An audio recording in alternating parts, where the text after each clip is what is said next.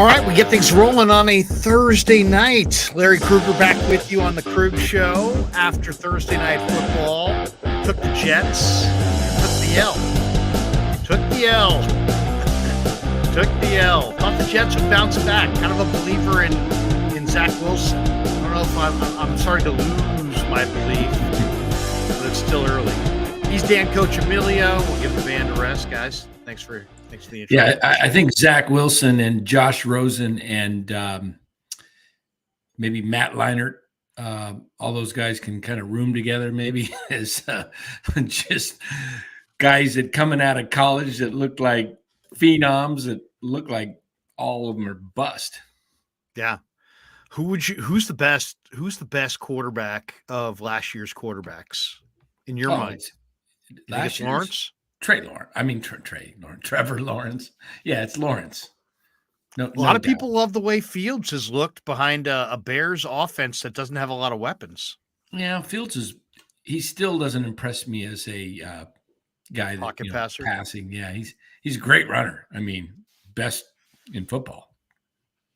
I mean, right up there. I put him ahead of Hurts just in the fact that he's a home run hitter, 4.4 speed. Yeah, take it to the house. Fast. Yeah, but if he ever gets his passing down, I mean, where he becomes a real true dual threat QB, that's going to be tough to stop. It's always hard to evaluate these guys because you also got to evaluate like what's going on around them. Like, Mac Jones looked really good last year. This year with Matt Patricia, defensive coach, as the offensive coordinator in New England, he doesn't look as good. He doesn't look nearly as good. Fields looks great as a runner and is incredibly dynamic and makes some incredibly accurate throws. So to me, his skill set is the most exciting. But then it's about, making plays from the pocket. And I don't know if he can do it or not, because it's like I'm watching him with just a weak group of weapons. They added Claypool late, but I think we're going to know more about what he is as a passer once you can surround him with some. He's got some pretty good running back and a pretty good run blocking line. But the receivers, I mean, that's probably one of the worst receiving cores in the NFL. So I want to see him with some, driving a better car. And then, there's Davis Mills, who had a really good rookie year in Houston. And then he's not a bad team this year. He's not playing particularly well. And then you got Zach Wilson, who, may have lost the locker room, definitely caused a lot of headlines in New York when he didn't kind of embrace, self-criticism publicly, I guess, if you want to describe it. He's done in New York. I mean, he may not be done. I mean, Robert Saleh is not saying as much, but he would. It's not in his best interest to do so. So all four guys, how he really feels. Sherman, Fitzpatrick, Gonzalez. What do you think of him? I mean, he's small. He played at BYU behind a great line. Now he's playing behind a much lesser line with some younger receivers. He himself is young. I like him as a prospect. I see dynamic traits. I think he's just lost the locker room in New York. He may make it in the league, but I don't think it's going to be with the Jets. They're going to have to move on. According to all those guys tonight, in the Thursday night football, all four ex-players, they're kind of saying, the same thing. They said he's lost the locker room, and now this is his second benching. You're not going to be able to go back to him, I don't know. So Robert Saleh covered for him, but they said tomorrow morning when he gets in front of him, he'll probably have to lay it on him. You can't, you're not meeting expectations to make this a playoff team. This is, the Jets, in my opinion, they have a playoff defense, and they've got some weapons, on offense, but they don't have a QB. It's killing them. Yeah. I mean, he's young. He's just a young kid. They got 7 hits and 3 sacks the Jaguars did in this game on the quarterback. So, 19-3, the Jets offense, he was 50%, 9 of 18, 92 yards. He threw the 1 pick, and Chris Strevler finished, and Strevler was also their leading rusher. So that's never a good sign. He didn't really throw the ball down the field. A lot of dump offs to Michael Carter. I don't know. Jacksonville looks like they're building something. They got Trevor Lawrence, Etienne, some exciting athletes. Yeah, they got a good shot at winning that NFC South, I think. Trevor I mean, Lawrence can run AFC too. South.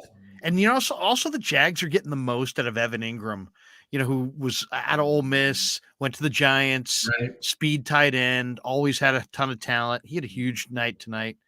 Yeah, Caught MF 7 of was the 8 happy balls with for over 100 yards. I don't know if MF's in the room in the house tonight, but he's got to be happy with Evan Ingram and his fantasy team. So MF says Trent Baalke, Executive of the Year.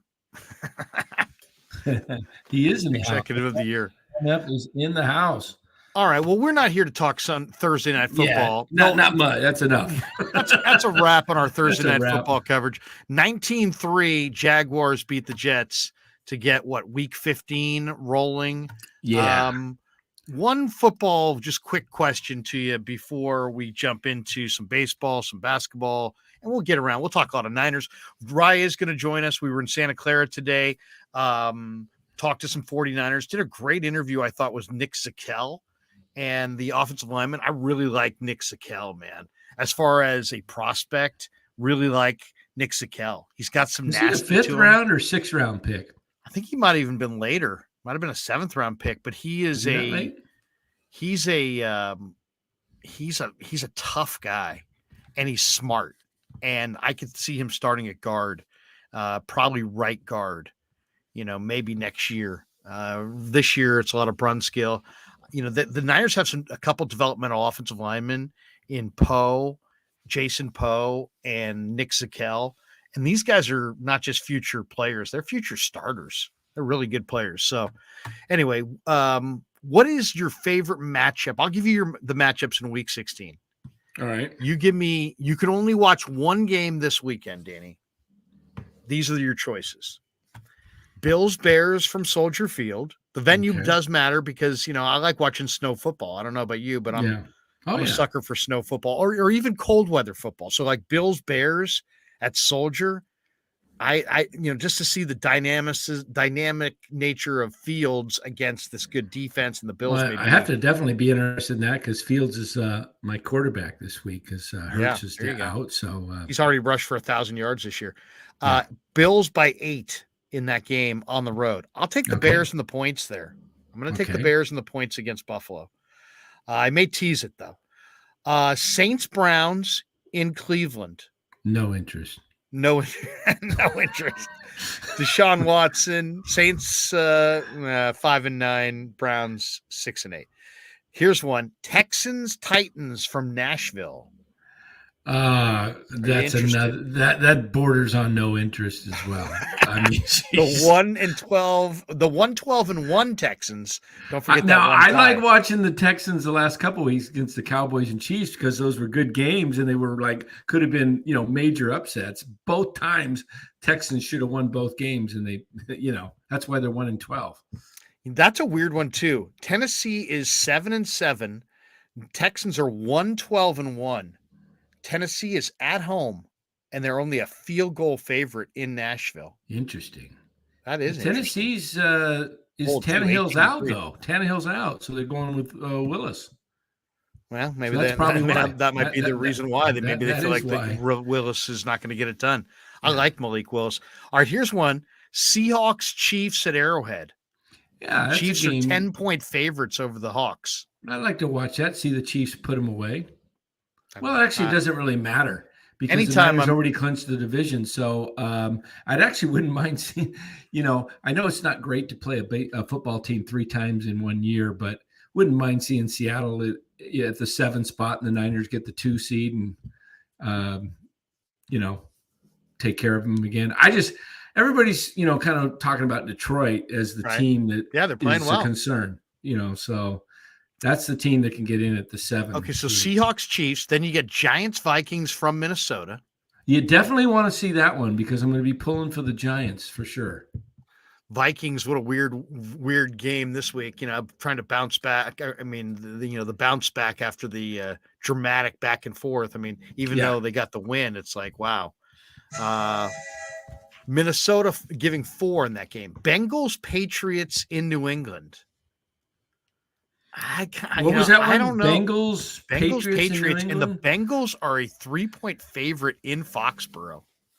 Wow, times have changed. I like the Bengals in that one. The Bengals are playing great. They're 10-4. They're rolling. Patriots are coming off of the worst moment probably in the last. What do you think? What do you think that was like? Some George S. Patton drills that they had to run. What do you think? With Belichick? What do you think Belichick said? I think he said. Do you think he said a lot, or you think he said a little? A little. I think he said something like, "What were you thinking?" Yo, what were you thinking? What if he said like, "Hey, we're on to Cincinnati. We're on to Cincinnati." That's it. So what happened? We're on to Cincinnati. All right, Lions, Panthers in Carolina. There's that one. There's Falcons, Ravens in Baltimore. That's another no watch. Who's game. playing quarterback in that one for Baltimore? Yeah, I mean, is it Hundley? Ravens are 6.5-point favorites. I know. I don't think it's Lamar. So I mean, Ravens are awful without Lamar. Here we go. Maybe game of the week. Eagles, Cowboys in Dallas. That is no doubt the game of the week. Especially but now, there's no Hurts. So no See, Hurts. That hurts. That hurts. I mean, here's the thing: when I'm watching that the other night, and I'm watching the highlight of that, and I saw Travis Gibson bounce on him, and Travis Gibson was like 270 last year, and I think he's leaned out a little bit, but you're still talking about a pretty heavy defensive end, and he bounced right on Hurts's right shoulder. And they're like, well, Hurts may go this week. I'm like, Hurts is not going this week. Hurts is not going next week. I'd be shocked if Hurts goes in 3 weeks. Hey, I mean, that looked like a separated shoulder. Wouldn't that be awesome if they he's been declared out for Saturday, by the way. He was doubtful. Now he's been declared out. Wouldn't that be something if the Eagles lost all 3 and the Niners claimed the 1 seed? Now that would be I think they're going to lose. I think they're going to lose to the Cowboys. So yeah, but then after that, it's what do they got? What do they got? Let me look. Eagles schedule. Week 17. Eagles got the Saints at home. They're home to the Saints. To the Saints, home to the Giants. And then 18 is the Giants. Okay, so I mean the Giants. I mean they're going to be favored against the Saints. They're going to be favored at home against the Giants. It's just a matter of can they get it done. All they got to do is 1 win. Yeah. Yeah, I mean that's the Eagles are a complete football team. I can't see that happening. You know, them losing 3 in a row. But stranger things have happened in sports. Like I just love it. I love it from the Niner perspective because they've got Gardner Minshew there, and Minshew's probably going to play well, even though I think Dallas probably gets him in Dallas. But I think that there'll be instant distraction. It won't be a real controversy. Hurts is the guy and Minshew's the backup, but there'll be so much dialogue about it in Philly on sports radio that I think that will tire people out. So I like it. I think that's going to be a really good football game to watch. I like Dallas to get it done at home. I think this is where I think Dallas is going to fire a big effort. This is the game that makes people think, man, Dallas can go and win it all. And then they're going to get rampaged in the playoffs. That's how I see it. And then Raiders Steelers on actual Christmas Eve. That game's a 5:15 West Coast kickoff at Heinz Field. Are the Raiders? That's an 8:15 kickoff in the East. The Raiders, like pretty much, they're toast, right? They don't have a shot. That game they lost. They're 6-8. Yeah, both these teams are 6-8. I like the Steelers in that game. They have to win out and get help. Yeah, I'm looking here at the actual standings right now, and playoff picture AFC. Well, the Raiders are really only. Well, the Miami's 8-6, so yeah, they're not going to be able to overtake them. So. No. So anyway, that's the to me favorite matchup, I guess, of the week would be Cowboys Eagles. The Raiders Steeler game is definitely a great helmet game or a great uniform game. I mean, it's definitely an old matchup that people just seeing those uniforms out there brings up memories, Raiders and Steelers. But will you have that on? How many people will actually have that on? I don't remember the NFL playing on Christmas Eve. Football is not part of my tradition on Christmas Eve, typically. What do you think? Playoff game? The best playoff game I ever saw, I think it was Christmas Day. It was Miami and San Diego. Was that Christmas Day? No. Was it Christmas Day? I don't think so. I got to look You that might up. be right. Maybe you're right. That was the best game I think I've ever seen with Kellen Winslow. Oh, yeah. Did you see that game? Winning it at the end, I think. Yeah. Let's see that. Let me see what that day that game was. Miami against the Chargers. Eric Correa. That was some incredible stuff. All right.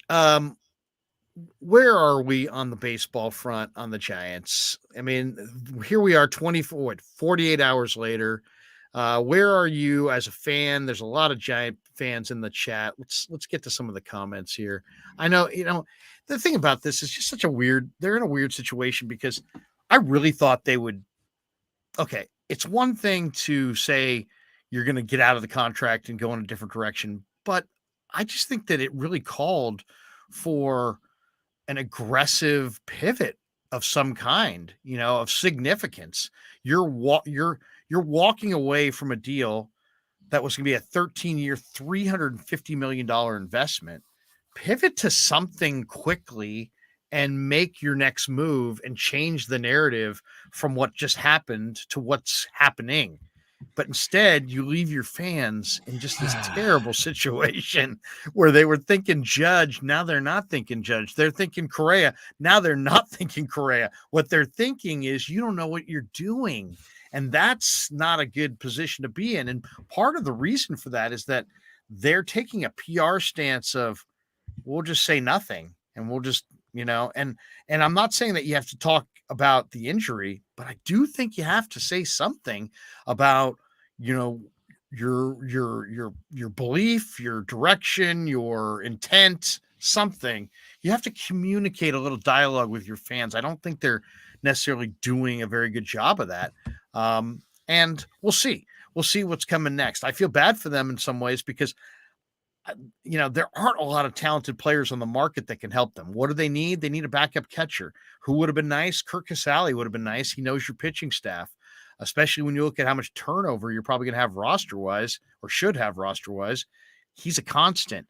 He went to Cincinnati today.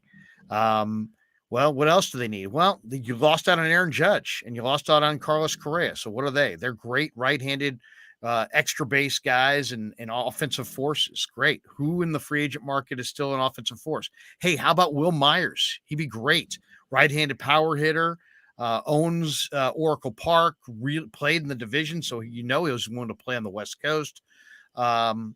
He'd be a perfect addition, especially when you think about how he just kicks butt inside the ballpark and makes the park look really small every time he comes to town. He goes to Cincinnati today, 1 year, $7.5 million, well within their budget. And yet sure. I don't know if they were involved in that or not. So Danny, it's kind of a frustrating time. It's not just that they lost Judge and lost Correa. It's that their options in the free agent market are dwindling literally by the hour. Yeah, I've got a new one for you. And in addition to that, it doesn't appear that they have the pieces to really contend in a trade market. And so that makes me worried for the first time that we could be looking at a really diminished product with empty seats and all kinds of negative feelings and, struggles and failure. And it's right now, it's hard to see the light at the end of this tunnel. This Giant thing looks bad on the surface. Give me your perspective. Yeah, well, first perspective is this. The whole thing with Correa, losing Correa does not bother me as much as the way they lost him. Okay, here's what I'm going to say. You didn't know before that morning that you were struggling with the deal, that physical that came back supposedly is really what threw you off, an injury in 2014. Come on. I don't buy that. Pete Petulia was in the Astros organization when that happened to Correa. He was there the whole time. He didn't say, oh, hey, by the way, he had this injury and we might want to be alerted to it. You can't tell me that Farhan didn't know about that injury because those medicals are available. So the way they handled it makes them look bad. Because, not only that, you're asking a truly great player. I mean, we're talking about a top 25 player in the game who's played for 8 years in the big leagues. He's a champion. Now you're going to suggest that he's damaged goods. I think in some ways they damaged him by stating that. And it's like, and in reality, they damaged themselves because the Mets came walking through the door and paid him. Really bad. Only time's going to tell on the injury, we know. But let me just finish this thought. We're not going to know if he's a healthy player or not, but the way that they handled it, when you read behind the scenes and see the Boris describing the fact that his entire family had come to San Francisco and was in a hotel room. His wife's family has flown to San Francisco. They're all dressed up there in a hotel room, and you're going to pull out an injury from years ago and say that you now have new concerns in the 11th hour on the commitment, and you want to try to back out and renegotiate with a player who's so coveted that has many, many choices. It's not like you're the last potential team that could pay this guy. This is one of the great players in the game. And so Farhan is too savvy and too smart to not know that if he tried that move, that he would lose the player. So the Giants got exactly what they wanted. They engaged the player. They made their offer. They got cold feet. I've heard people suggest that they could not insure the contracts. I don't believe that you would be looking into insuring the contract on that player in the 11th hour. That's something you would do before the end of the deal. Or at least they should have. Okay, yeah, I mean, if that's your protocol, then change your protocol, because you just basically inconvenienced probably 25 people to fly to town. And granted, it's a huge amount of money, and nobody's really feeling sorry for Carlos Correa. He's going to be just fine. But it plays poorly in a market where free agency is where you're going to have to live to build your club. You need free agents to build this team in the future. Why? Because trades are from prospects. So you don't have a lot of prospects. If you had a lot of prospects, you would have the ability to bring them up and trade off that surplus. They don't have that right now. So they're leaning on free agents to build their team. Yeah. And they're not, from afar. No, maybe I'm wrong. Maybe other free agents won't view it this way. But from afar, I think players would look at that and say, man, I wouldn't want any club to make me fly my family, my wife's entire family, to a city for a press conference and call it off when we're in our hotel room getting dressed to go to the stadium for the announcement. That just, all I'll say is if there's an explanation, and I'm sure there is one, let's hear it, and let's hear something instead of this kind of we're going to hide press release and nothing, and just kind of leave your fans dangling going, Now, I'm not saying you need to discuss an injury, because I'm sure you cannot discuss an injury. That's outside the parameters of the way the CBA is written and the rules that the players and the owners have agreed to. It's just, they're not going to discuss the injury, but doesn't mean that you couldn't take the microphone and say you're disappointed. Say that you're empathetic with the fans. Say that you understand the fans' frustration and maybe even anger at the situation, that you at least feel the same, and that you have a plan to go forward in 2023 and beyond. That's it. And then you get the business at hand. But where's the leadership? Where's the PR to come out and say, hey, our fans, we know you're invested in us monetarily, emotionally, and we understand that. And so we're going to communicate with you. Instead, press release, silence. They look bad. They look bad right now. David Sampson, former president of the Miami Marlins, said Farhan needed to come out and say, we're disappointed. We didn't get Correa. We wanted him, but this was our reasoning, not without getting into specifics. And we want to win. We just don't feel like it was the best choice us going forward for 13 years. And really, get out in front of it. The thing that bothers me the most is the way they handled it the last minute. Correa was out shopping for homes in Lafayette Monday afternoon. Okay. That's how excited he was. He's in the hotel, like you said. Where was Tuesday he? morning. Lafayette? Lafayette. Yeah, he was. Really? Yeah, he was going to be close to Rye. You wanted to be right near me. He said, I may have to stop by the Krueg show. Yeah, dang. I was like, shoot. Get out to the East Bay. I'm near Lafayette. Yeah, he could have been going to my brother's yogurt shack down there. That would have been fun. But actually, that is the word on the street, is that Correa is a yogurt nut, and that's why he chose that area. Is your brother's yogurt shop was nearby. That was it. I think it's in the contract. I think it is. I think it was written in. Yeah. No, I've got one for you guys. Give us a theory. Lift us up, Danny. Yeah, you're talking about prospects. Where do the Giants go from here? Where do they pivot? I'm going to tick off a lot of people. Michael Taylor says it's embarrassing being a Giants fan, by the way. It is embarrassing. But I'm going to tick off a lot of people in this chat right now. And this is going to I'm going to have some fun. Maybe the Major League Baseball today made a big decision arbitration in the case with Trevor Bauer.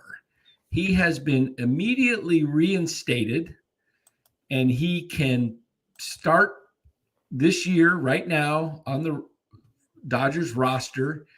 He will be available to pitch day one. This is what I do. I want James Outman. Giants. Yeah. Sac State guy, right? Yeah. James Outman is a hitter. And I think he hit for 2 cycles. He's a Hornet. Bzz, bzz. Yeah. So you like that?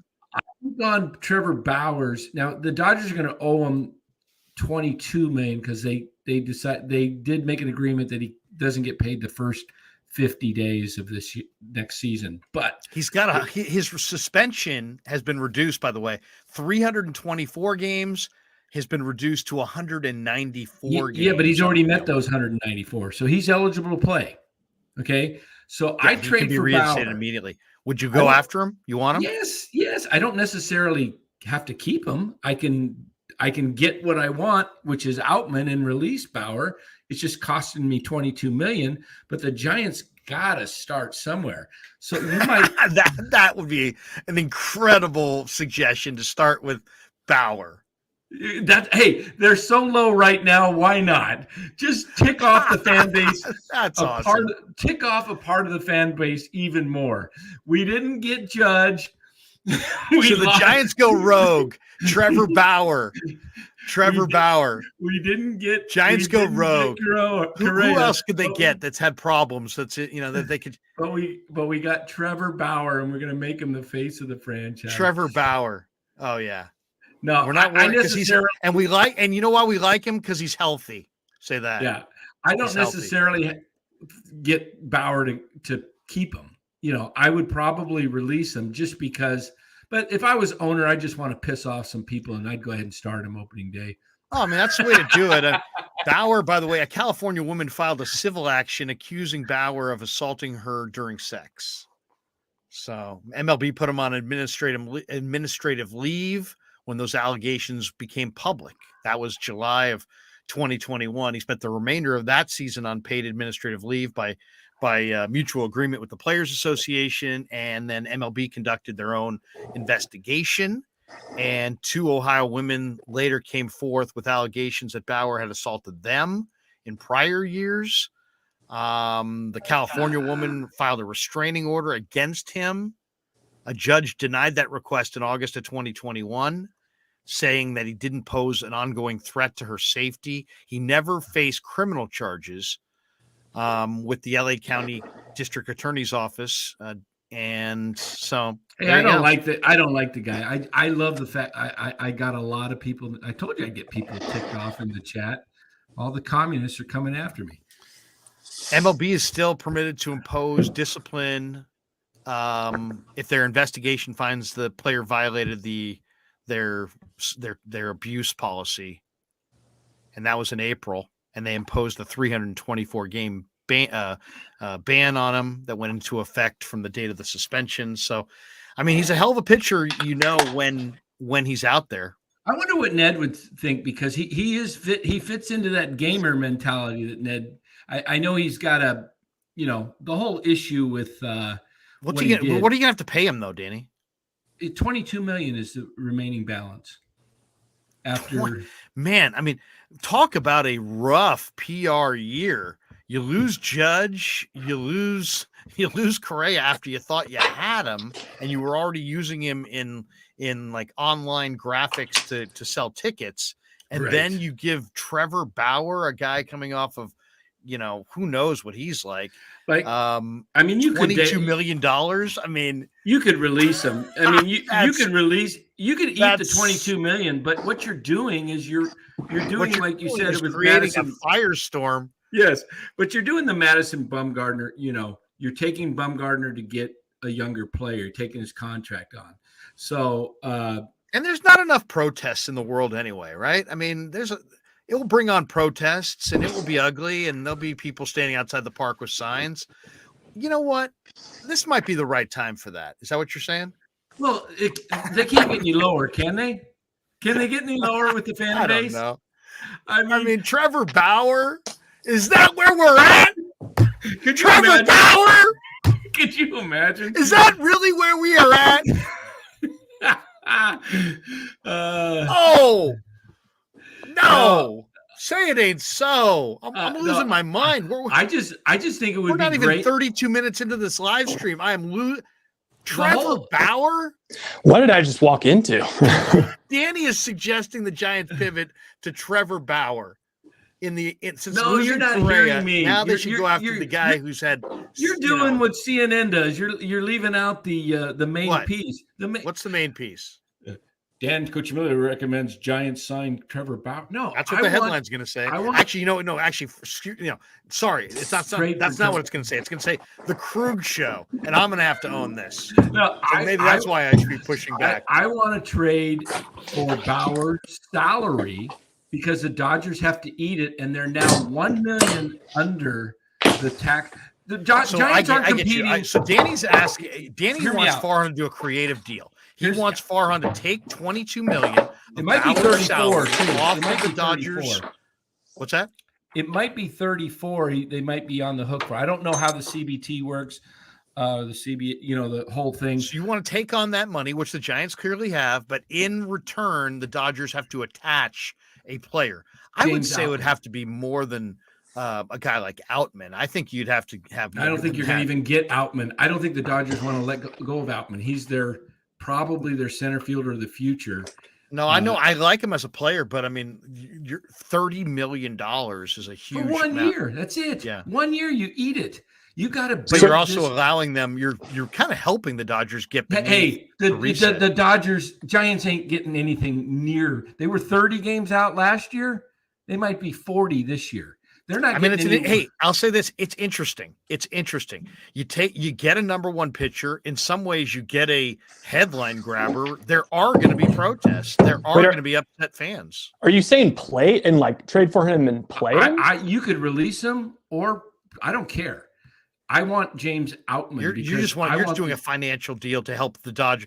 The Dodgers have an incentive, Danny. What Danny's referring to here is the Dodgers have an incentive this year. It's pretty clear the way they're doing business. They're trying to dip below the luxury tax, reset everything, and then be able to do what they want to do. And that's the way they've operated over the last few years. If you check the charts, they've dipped below the tax line, so it resets because it's very punitive on the teams if it doesn't reset and the tax starts going up and it gets really, really crazy. So that's why they're doing this. That's what Dan is referring to. They're trying to stay underneath a price tag. So because they're doing that, what you're suggesting is take on this player, help them stay underneath this year, and in return ask them to give you a significant asset. And you're saying Outman. I'm saying it should be even more than Outman, but maybe you're right. Maybe Outman's incredible. It's interesting. I mean, it's interesting. And Outman's a NorCal guy, so it's like you're taking a major prospect from LA. You're also taking on a headache. I don't the Giants don't seem like they're in a position PR wise. I think they have a lot of PR concerns there. Yeah, no, that Dan. I mean, theoretically, I kind of like what you're saying. Just the idea of like swindling them for prospects, almost. Yes. But you can't play the guy. The guy can't even step. Release him. Okay. You put him back and let someone else claim him.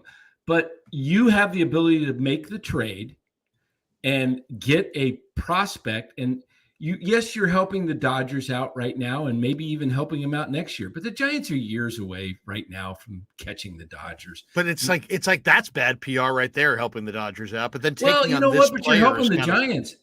Giants have nothing in their farm system. Wait, say that again. Nothing.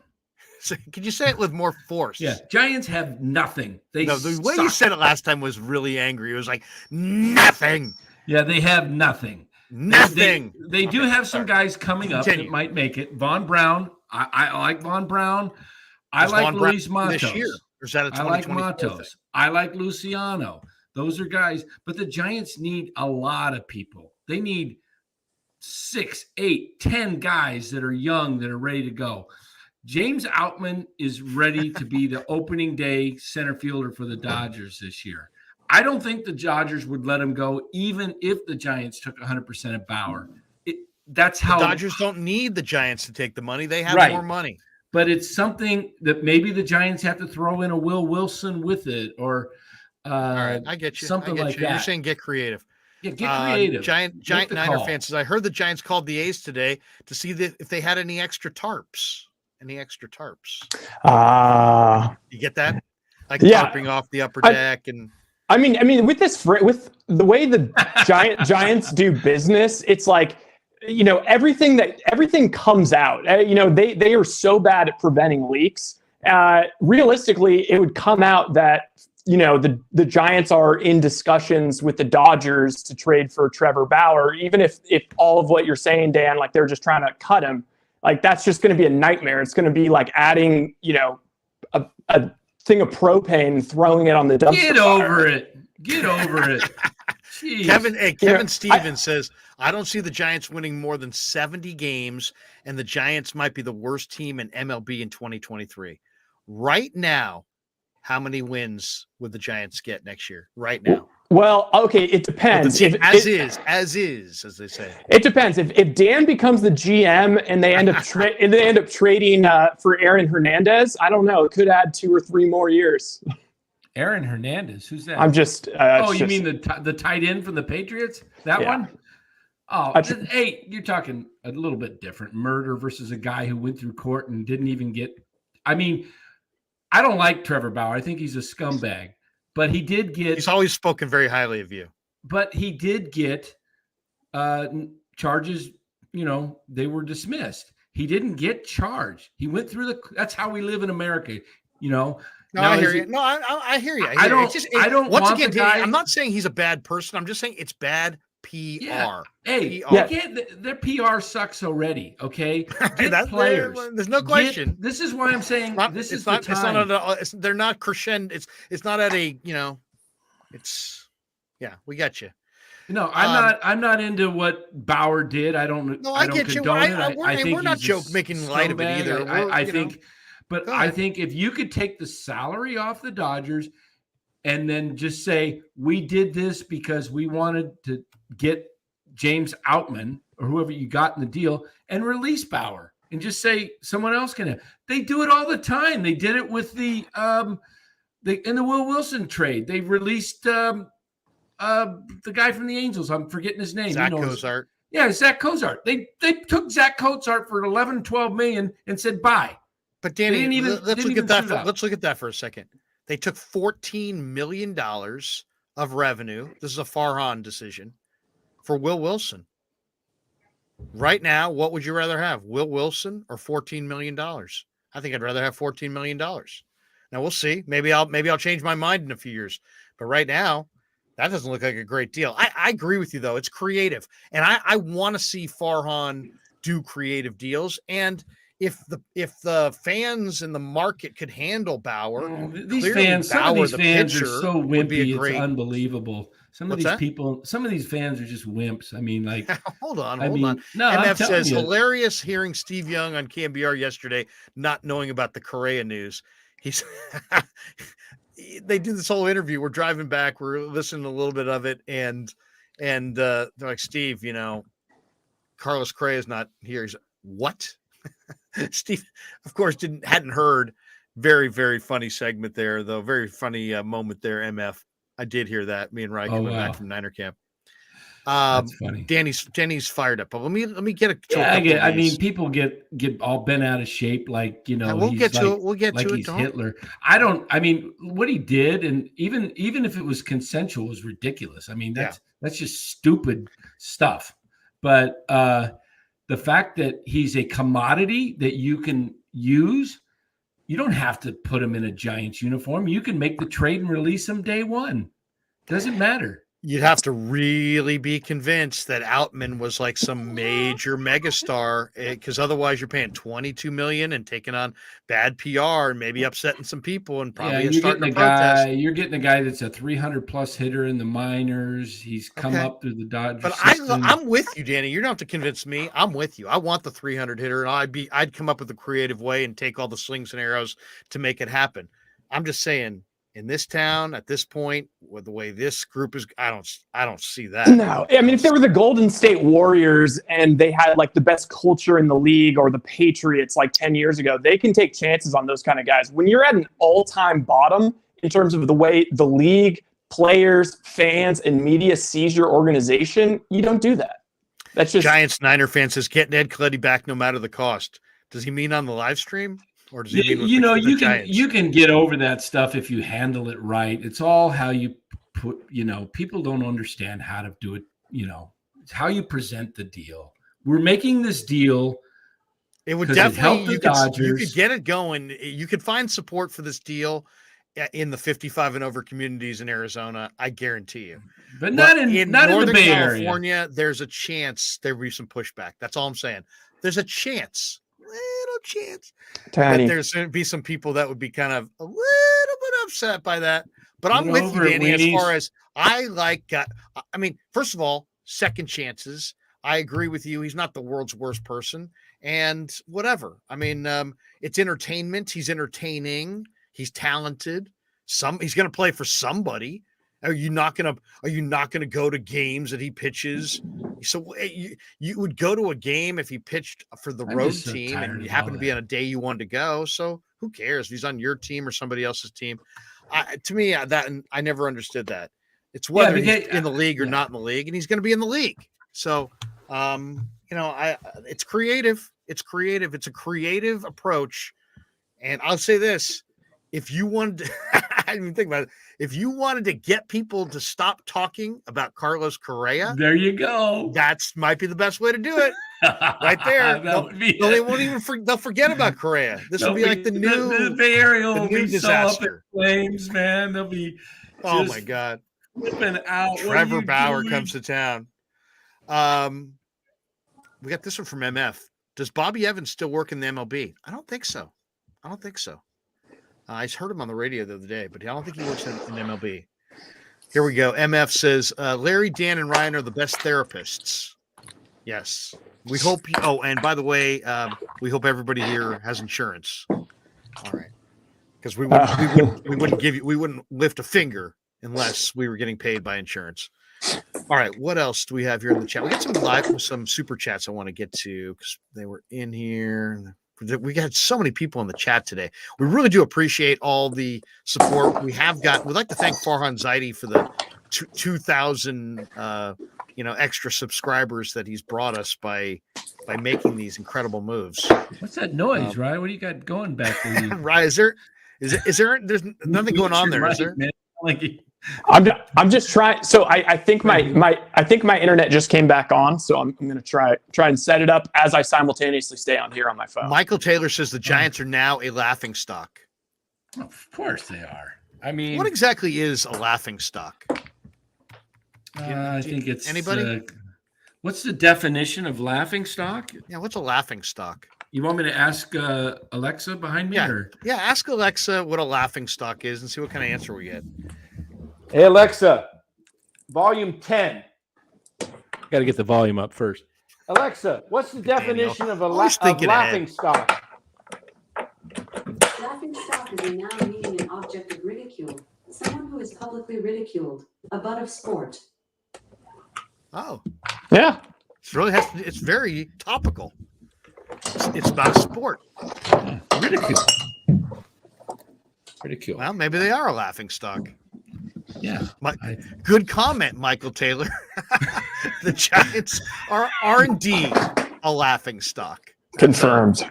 That, well said, as they would say. Let's see. We got this one.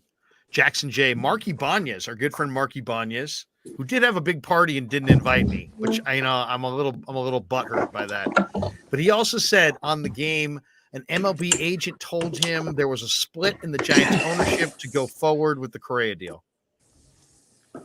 Well, an agent was. Let's see. You know what? I was trying to concentrate, but I kept thinking it sounds like Ryan. You know what I actually do think? I do think that the reason that we haven't heard anything is that the person who probably squashed the deal isn't the person who has to talk about the deal being squashed.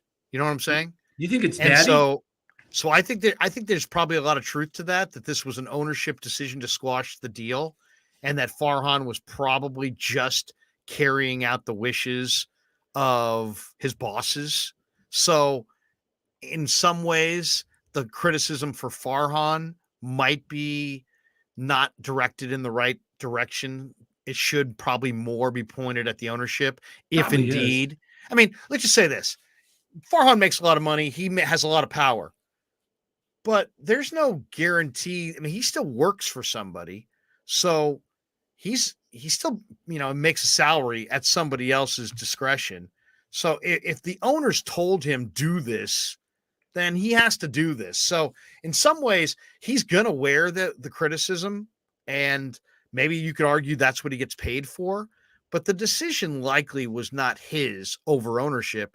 It was likely ownership over him. Would you agree? Yeah. I'm thinking it might be only one of two people. And that's why I think we haven't heard anything. Because Yeah. if I'm Farhan, I don't want to talk about it. If you're the owner and you tell me, hey, I want Correa, I want Correa, I want Correa. I work out a deal with Boris to get Correa. And then you tell me in the 11th hour, hey, get out of this deal. Do whatever you got to do. Make up something in the medicals that we don't like. Get out of this deal. We don't want to do this deal. And you work for them, then it's like, hey, it's this, I got to do this, or I got to hit the pavement. So in some ways, I feel for Farhan, because I don't necessarily think that he's dictating to this ownership group. I think they're dictating to him. Well, listen to this. How about Greg Johnson was instrumental in getting the deal done? So we don't think it's Greg, but how about if it's Daddy? Daddy Charles Johnson said, hey, you just spending my money that way, son? I don't want this guy, I don't want, or what happens? What if someone asks? I mean, essentially, Charles this? Johnson and his son, they're essentially, This should be the same. his son could be his proxy. I would, to me, they are one and the same. Yeah, exactly. So what Right? if somebody asked Buster, hey, Buster, what do you think of this deal? And he just casually, Buster said, I don't really like it. And then all of a sudden it gets to the ownership group and they say, well, Buster doesn't, but Buster's not like, hey, stop this deal. I don't want it done. But let's just say Buster casually said, they asked his opinion on it. And he said, I just think it's too long and it's going to weigh down the franchise. What happens if that's all he said? Nothing negative against Correa. Loves Correa. Then he'd be echoing what I've said. It's 5 years too long. Yeah, but what happens if that happened and then the ownership, because Buster doesn't think this is good for us, so do what we got to do to, I don't know. Who knows? It's got to be somebody that's got some clout. It's not one of the minority owners, because a lot of them didn't even know about it. I read today. A lot of the minority owners didn't. Do you like that? Yeah, Do you like the laughter? The minority owners didn't know about it today. Yeah, that is pretty funny. I mean, that they didn't know about it. How many are there? There's like 30 of them or something. How many? I don't know exactly. I mean, it's a group, and they're obviously not all equal owners. Yeah, who knows? I mean, if you ask me, good deal, bad deal, I say bad deal. It was 5 years too long. But you know what? Do you want to pay to play? I mean, what's your strategy? I mean, Right. all these things have to be described. All these things have to be explored. What's your strategy to get better? I want to hear it.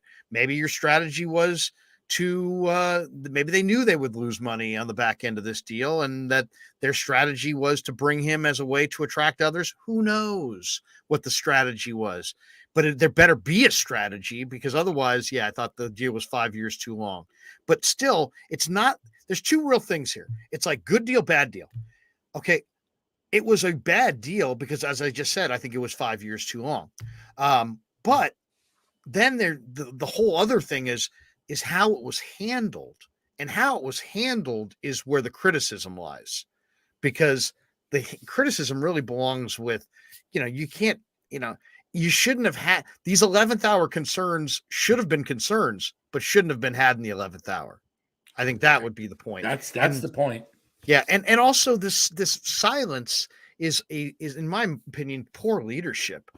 We asked Ned Colletti, who worked in the game for decades, would you be speaking right now? Would you stay quiet? And he's like, I absolutely would be speaking right now. I absolutely would be describing to people, what happened from our perspective, where we are, where we think we need to be, and what our direction would be. And I'd be verbalizing it, not down to the details, but I would be talking. And I'm, you can look at last night's live stream and hear Ned in his own words. I'm paraphrasing there. That's not a direct quote, but I mean, he basically said he was not ambiguous about it. He basically said, yeah, I would, if I was running the show, I'd be coming out right now and I'd be talking. And that it's a little disappointing to see, a couple days go by here and I don't see the Giants talking. Jaguayo 56 says, here's $2. Verducci says free agents don't come with no plans to win. Hey, did you get Hutch's comment? Did you read that already? You already read that one, Hutch's? Yeah. $4.99 about Farhan. Did you read that one? It was just up. It was a super chat. Yeah, I just put it up. You read it? Yeah. Oh, I did. Okay. I must have been looking something up while you were. But how far has Hutch come? Now I understand how divorce happens. A year ago, Hutch was saying Farhan is way ahead of everybody. Farhan is thinking next step for next year because when the shift changes. Remember that? Right. Farhan had a plan. Farhan had a plan. I mean, Farhan is a smart guy. But the question is, does he have a plan? What happened to Rye? Did we squeeze Rye out? I think his internet, he's rebooting because he was on his phone because his internet was down, and I think it maybe just popped back up, so he's going to come back in on that. I didn't see this one, but Kid Trickster said, Larry, who was your favorite quarterback prospects from 2021, and where was Trey in that rankings? I like Trevor Lawrence, one. I like Zach Wilson, and I liked Trey third. I like Trey more than Fields. I liked them kind of in the pattern they came off the board. I mean, I could see Fields' unbelievable physical ability. That was clear. The question was, for a guy who had those kind of wheels, he got sacked a lot. And, so there was some questions about, how long he hung in the pocket, what kind of player would he be? I think he's kind of demonstrated the highest end skills. He's the highest end athlete, and I think he's got the highest end accuracy. And I think he's flashed that at times, but he also doesn't throw with anticipation and needs a lot of refinement, and he needs better weapons. So I think Fields is the most intriguing. Lawrence, I think, is the safest. I think he's the blue chip guy. I really liked Zach Wilson. I believed in his magic, and I still kind of do. He's had a really rough beginning. Trey, I thought his film was limited, and I agree with who was it that we had on who said that, it's like, in some ways, and a lot of NFL teams, would struggle to evaluate Trey because there wasn't a lot of film on him. But as far as the prospect, I love the combination of his athletic ability, his the fact that his father, he's a second generation pro football player. Football's really important to Trey, and he's just got a lot of really great attributes athletically and mentally and work ethic wise. I mean, he's the kind of guy that lives and breathes football. He wants to play football. He's a football player. So I think it's just a matter of time before Trey gets really, really good. But he was, he had the FCS transition and you knew it was going to take time, and it has. And then Mac Jones was hard to evaluate because he was coming out of Alabama, and I loved what I saw of Mac Jones. I just thought that he was not an NFL caliber athlete and really wasn't really a special player by any stretch. And I think he's kind of, in the pros kind of made me impressed by the fact that he's really accurate. He's really smart. He really sees it, but he's not a great, doesn't have a great arm, and obviously doesn't have great mobility. Here's the one that Danny mentioned before. He says, Hutch says, I'm more upset with the Giants ownership to go with Farhan. It has been the wrong move at every turn, from driving Bochy out of town to this. Yeah, I mean, right now Farhan's taking some criticism. He did build the team that won the franchise record 107 games. Do you give Farhan a break because of that 2021 season and think there's greatness there? Or do you look at the rest of the situation and say, man, not a lot of talent, not a lot of prospects, still looks like they're many years away. This is year 5. Where are you with Farhan? This one, how do you interpret what Jaguario's saying here? I didn't see Verducci, Danny, what he said, or Ryan. He says Verducci says free agents don't come with no plans to win. Does that mean he's saying that they won't come to the Giants because the Giants have no good plan to win? Is that what he's saying?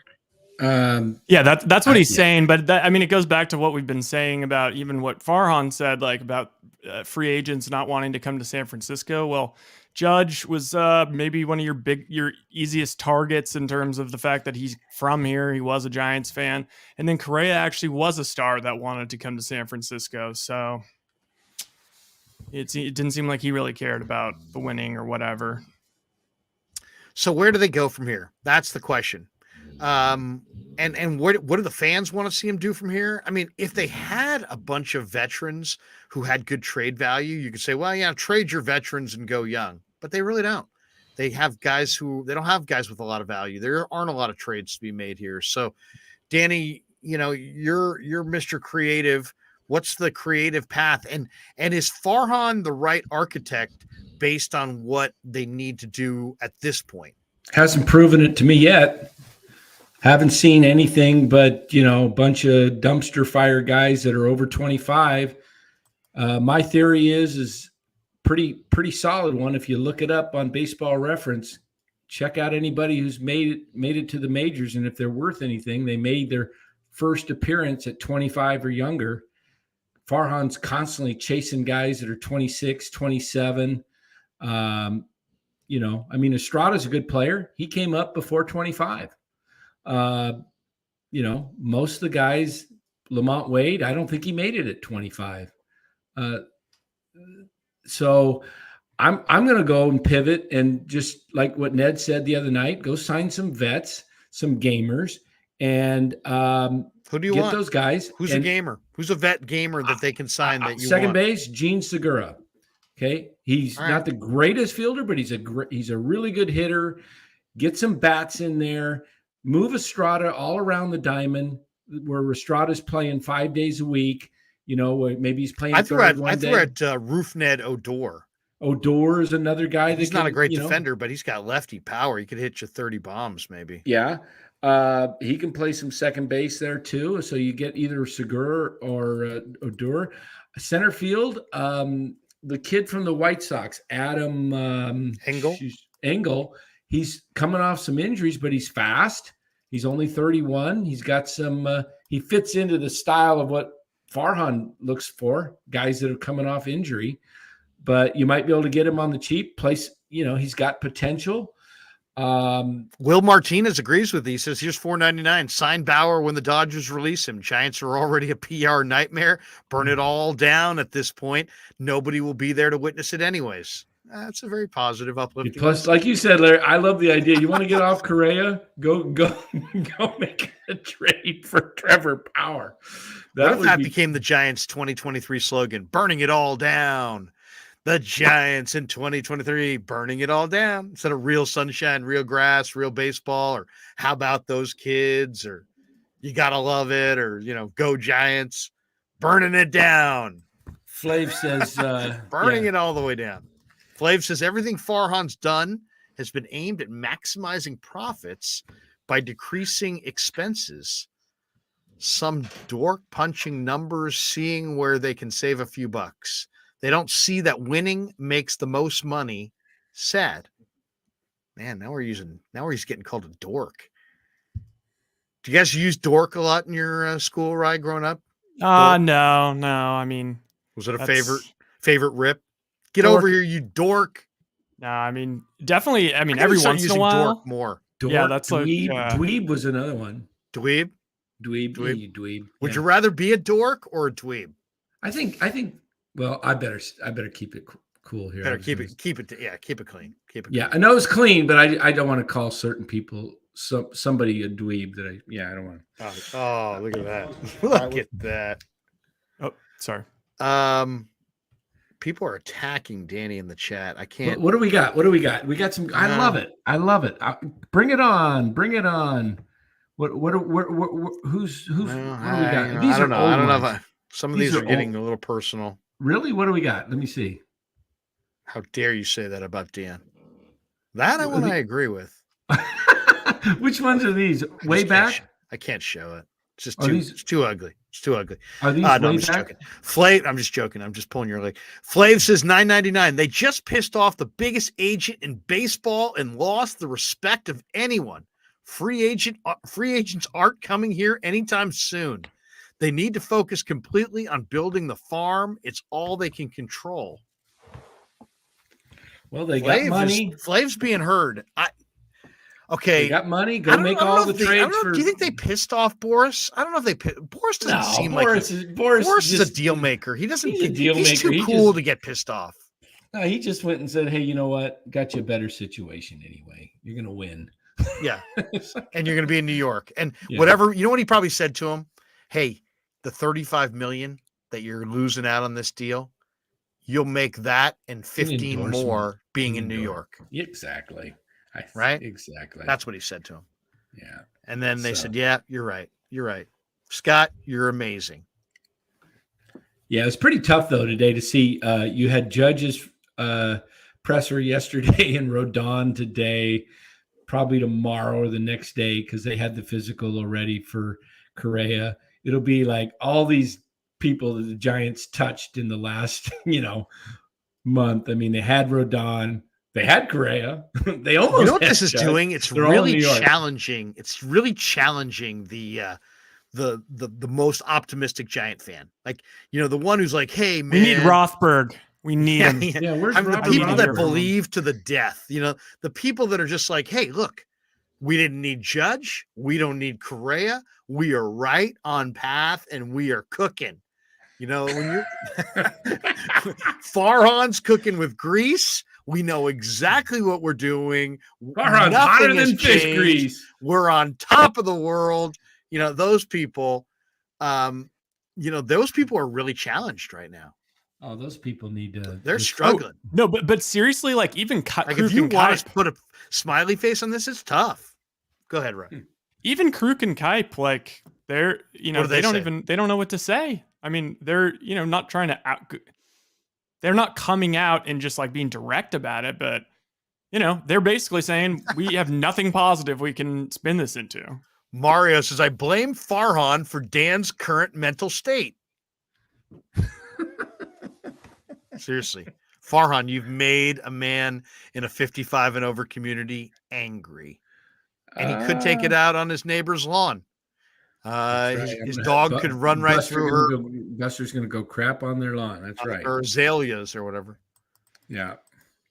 And don't get the HOA involved or you'll never hear the end of it. Flav says, here's $4.99. Look at Flav just throwing money around, just peeling off money. Flav making it happen. Where is the cha-ching? Do we have that? Here we go. Oh yeah, Flav. Multiple Flavs. Yeah, Kruger said he needed some he needed to hit a dispensary. I heard that. Yeah. Is that what he said? Yeah. Oh my gosh. Well, so wait. So I know I kind of missed the beginning, And but Krug, he's our fearless leader. He's always positive. He's know. always positive. That's the thing. Right now, they're challenging. If you wanted to be like, positive Pete, you'd have a hard time right now. Oh, they're out there. They're just like Yeah. Well. So what do you guys Maybe ultimately the most think positive take you can come up with? Maybe we'll read the most positive takes. Yeah. Well, yeah. You send in your positive takes. Send in your what is the most positive thing you can say about the Giants? And we'll read preface it like a positive take and then like semicolons or something so that we can sort them. So we know that you're not just losing it. Give us your most positive take.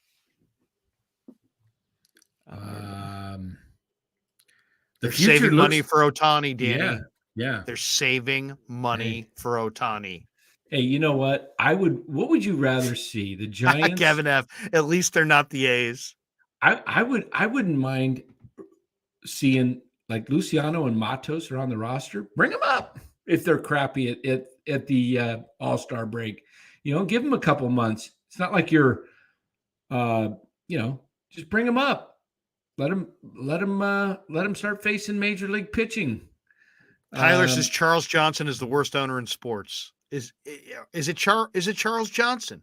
He's the daddy. Is he the guy that you can blame? Why is he the worst owner in sports? I don't get this. The guy brought 3 world championships to the Bay Area, to the Giants. How does that make him the worst owner? What has he done to you? He brought you 3 championships. I mean, in a beautiful yard.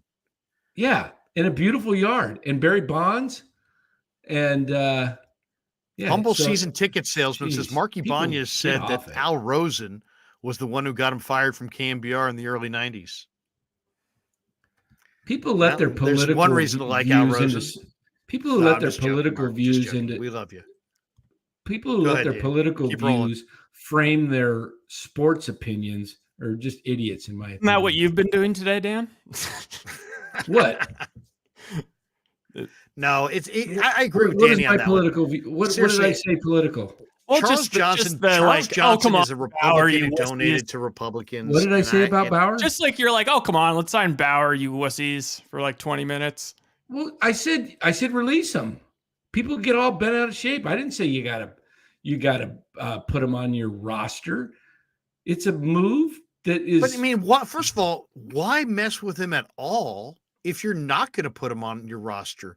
The advantage of Trevor Bauer is what he can do on the mound. Well, why would you take on the PR nightmare and not benefit from what he actually does? I don't know. Well, it's not a PR nightmare if you're getting the other player. If you're using Bauer to get to, a good young prospect who could be an everyday player. But you're gonna pick. I agree that it's creative, okay? And I agree that I would do creative moves and advocate for creative moves to get the kinds of great young players that you're hoping this Outman is, that I'm sure the Dodgers are hoping this Outman is. All I'd have to say is I would have to be just convinced that Outman was super special. Harold T says, you called us, quote, commies. I didn't call you one, Carol. I didn't call anybody. I just people who get all hung up over the, I just think politics and sports don't need to go together. We're in a time where politics has become this thing that bleeds over into everything, and sadly, ridiculous. I agree with you. I've never wanted politics to be part of any radio show that I ever did. I wouldn't want it to be part of the Krueg show. I don't want to hear your political viewpoints. No, I don't care what they are. You don't care about my political viewpoints. All right. Are we done? Can we just move on? Can we now talk about the game again? That's how I feel, to be honest. Not that I have no political opinions, but I just don't care enough to get into it with anybody. And I I really don't. There's forums for it, and they're really, really knowledgeable. And I try to be really, really knowledgeable in our forum. And so, Exactly. not that I don't have opinions. Of course, we all do, but I just don't think that they're worth talking about on this show. And I'd rather talk about the Giants and the Niners and the Warriors. Exactly. That's So where I'm coming from. Okay, so back to Charles Johnson in a Yes. like. Okay, so are you guys kind of firmly in the camp that this was ownership that? Yes, I think Hold on. ownership made probably Farhan so. do this. Probably so. See, I think ownership made Farhan do this. I think Farhan agrees with ownership and is glad that he's doing this. But I also think, I think ownership put Farhan up to this. I don't think this was ever his intent. I think he'd much rather spread all that money around. So I think that then the owners got cold feet. I think they got cold feet for two reasons. One, because Russo, who's like known coast to coast as the biggest Giants fan and a truth teller at that, says it's the worst deal in the history of the franchise. I think that bothers some of the owners. And I think the fact that I don't believe Correa sold any tickets in the week that he was a Giant. And I really think that the needle did not move ticket-wise. And I think the Giants are looking at the expenditure and what it does to them on the field right now and what kind of tickets it sells and, what it may look at the back end and just said, you know what? I don't want any part of this. I actually think they're right to get out of the deal, but still it's amateur hour and how they handled it. And they look bad and they've been damaged by how they handled it. And that's a totally different thing. I agree with getting out of the deal. I would have gotten out of the deal. I don't want to go 13 years on Carlos Correa. Nothing against Carlos. I think he's awesome. I'll go 8 at big dollars. I'm not going 9, 10, 11, 12, 13. No, those are the loser years. I'm not taking those years. So I wouldn't have done this deal. So I don't blame them for wanting to get out. I blame them for how they got out. Yep. And I think everybody else is too. And I think all of baseball and maybe players, and it may be the stain may be more significant than any of us really understand as we're sitting here tonight, because only really the players know how players would view the Giants' handling of this. Flav says $4.99. Farhan is the right architect because he's good at finding value in the dumpster. He just has to trade them. Get young guys up early for experience, but tank. Oh, there's a lot there. What do you think, Danny? I think that Farhan, I don't see anything he's done that has improved this franchise to the point where it's like ready to take off. This is his 5th year. They're going the wrong direction. I mean, in your 5th year and you're going in the wrong direction, to me is a time that's like, why give him more time? So you got to have an answer, though. You can't just say fire. You have to come back and say hire. It's easy to fire. It's anybody. Oh, I got guys. People say, "Hey, hire. I want to do a new kitchen." Yeah, it's easy to take a sledgehammer to the one you got. It's a lot harder to plan out the new one. So, what you're firing him for? Who? Oh, I would take Ned. I would take. I'd go spend if Ned doesn't want to take the job. I would go after someone. Pay a guy like AJ Preller, Dave Dombrowski. I want a guy that knows how to close deals. I don't want no analytical geek running the show, because analytical geeks have their place in baseball, but they don't have their place at the negotiation table. That's not their strength. Their strength is, they're number crunchers, they're analytical, they're measured. Yeah. I want guys that are, have those guys in your organization, surround you with them. But I want a guy that knows how to read the room, that knows, is going to go up against Scott Boras and not going to get pushed around. Hutch Serves Gaming says, here's $1.99. Can Kyle Harrison be the opening day starter at least? Possibly. We'll see what he looks like in March. Romo 2001, $2. Larry, Giants fans need answers before moving forward. Well, there's no question. So we read that so I've been thinking about it, and just based on what I've read and the report I've taken the most seriously was the ESPN Plus Insider article that Jeff Passan wrote, because he seems super sourced with people all over. I think I actually think that it was all on Farhan. I think it was all Farhan. I think that he dished out. He did what he normally wouldn't do because out of desperation, because there was only 2 shortstops left. He knew that he had a really good shot at Correa, so he went huge with the 13 years and 350 to get it done. And then all of a sudden, I think that he started getting intel like, wait, nobody else was even like in that ballpark. Like nobody else was offering 13 years. Nobody else was offering 13 years, 350. The Twins offered 10 years. Now we see he just went to the Mets. The Mets, the Mets have the craziest spending owner in the league, and they went 12 years at a lower AAV. So I think Farhan, he sealed the deal, and then he did one of the least like attractive human things. And after they already had the deal and everything was on the table, and he probably felt like, he had leverage because Correa had already settled on the Giants and Correa's whole family was there and they had a press conference. And he probably thought that he once he saw that there was like a little bit of an issue with the medical, he probably thought that he could renegotiate at a slightly lower price, save some pennies, maybe save a year, maybe save 2. And Boris just said, nah, like no. Like, you may be right about that because it does fit his personality. It totally fits his personality to back out. He probably got buyer's squeezed. remorse. I think the Dansby Swanson deal freaked him out. If he looks at his really numbers, I think that guarantee Farhan would go against the ownership, because I don't. I think it's owners. I think the ownership pushed for this. I think Farhan relented. I think he cut the deal that the ownership wanted. Yeah. I think the ownership got cold feet. I think he never had courage of his conviction on the player. You'll know this he just week. backed out and he told them how to get out and executed it. But I think it was their decision. I don't believe he's the kind of guy that would challenge. I think he values the position. I don't think he would challenge the owners. I think he did what the owners wanted to do, and they're the ones who are. But then, like, why even have like what does Farhan even do when it comes to the biggest deals? Like, he doesn't even have. You do what your bosses want you to do, or you hit the bricks, right? The one thing I would say, would we agree on that? Yeah. In this situation, there's no way that the owners said, we want to spend $350 million. And Farhan said, no, we're not doing this deal. I want to do it a different way. No way. I don't believe he's strong enough to stand up to them.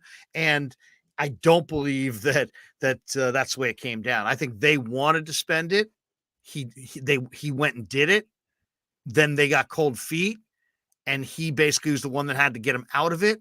And I think that's why we're hearing a silence right now, because I think what happened is that Farhan now doesn't want to talk about it because he doesn't want to incriminate his owners or point the finger at them. There's medical things he cannot discuss, and he doesn't want to own it. So he's, if you don't want to own it and you don't want to point the finger and you don't want to talk about medical stuff, you better not have a press conference. And they haven't had a press conference. So I just think because he did say like he said, no, like we can't do this.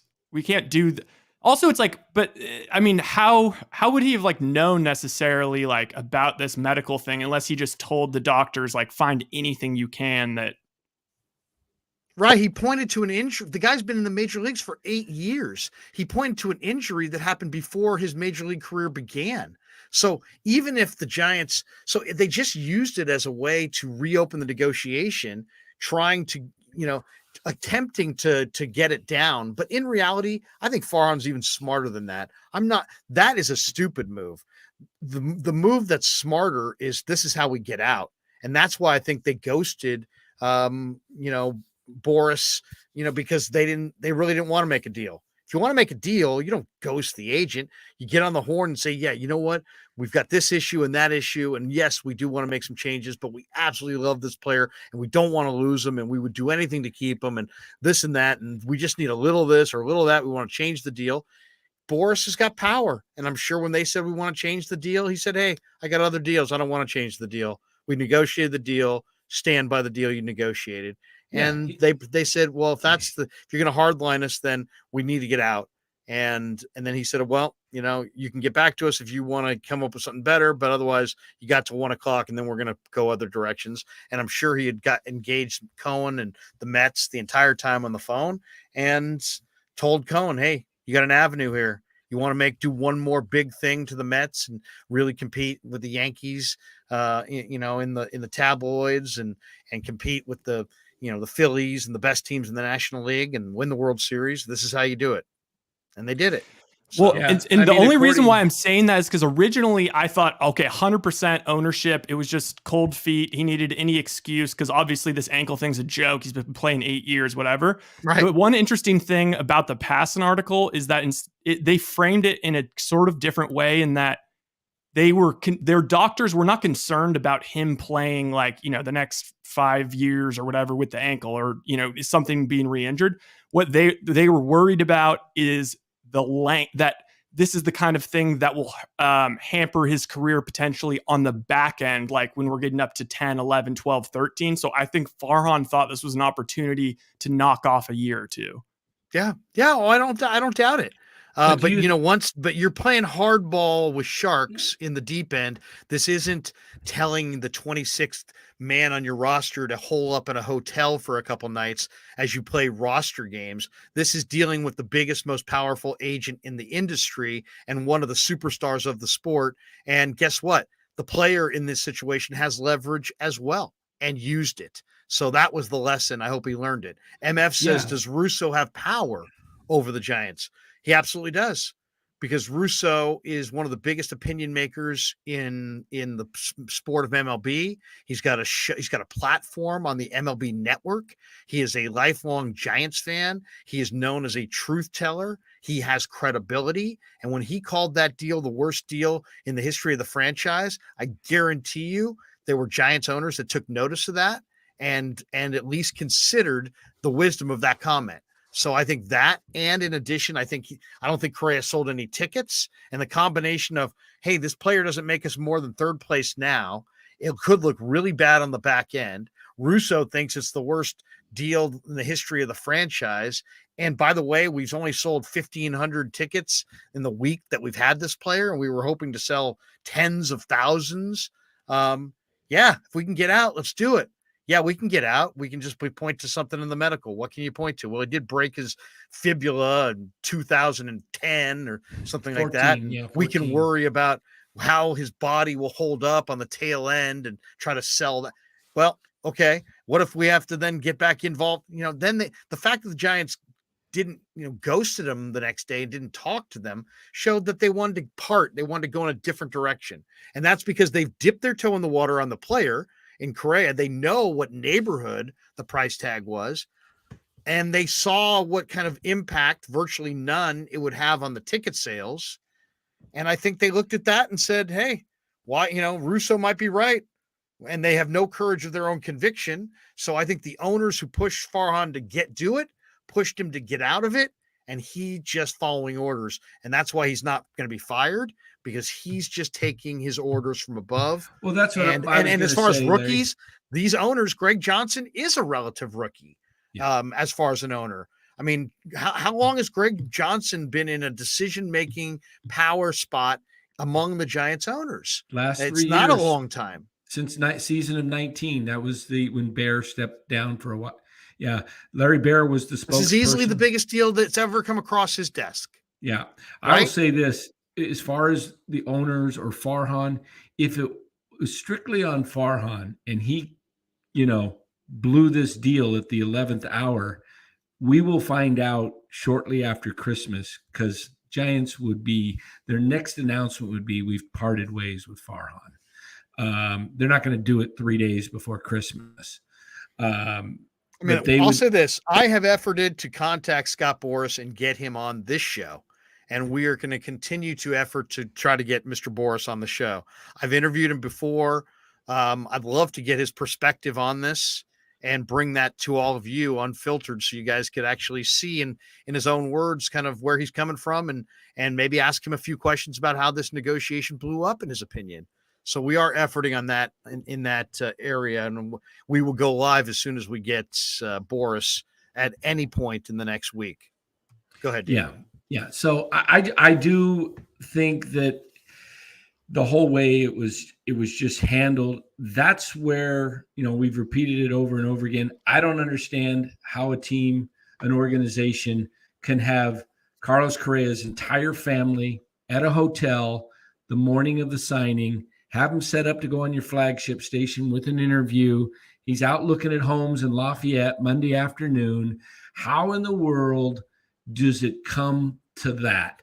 That is, had they parted ways, they signed it or announced this agreement last Wednesday night. We went live. Had they figured this out Friday, Saturday, I mean, they were already printing Carlos Correa on ticket packages.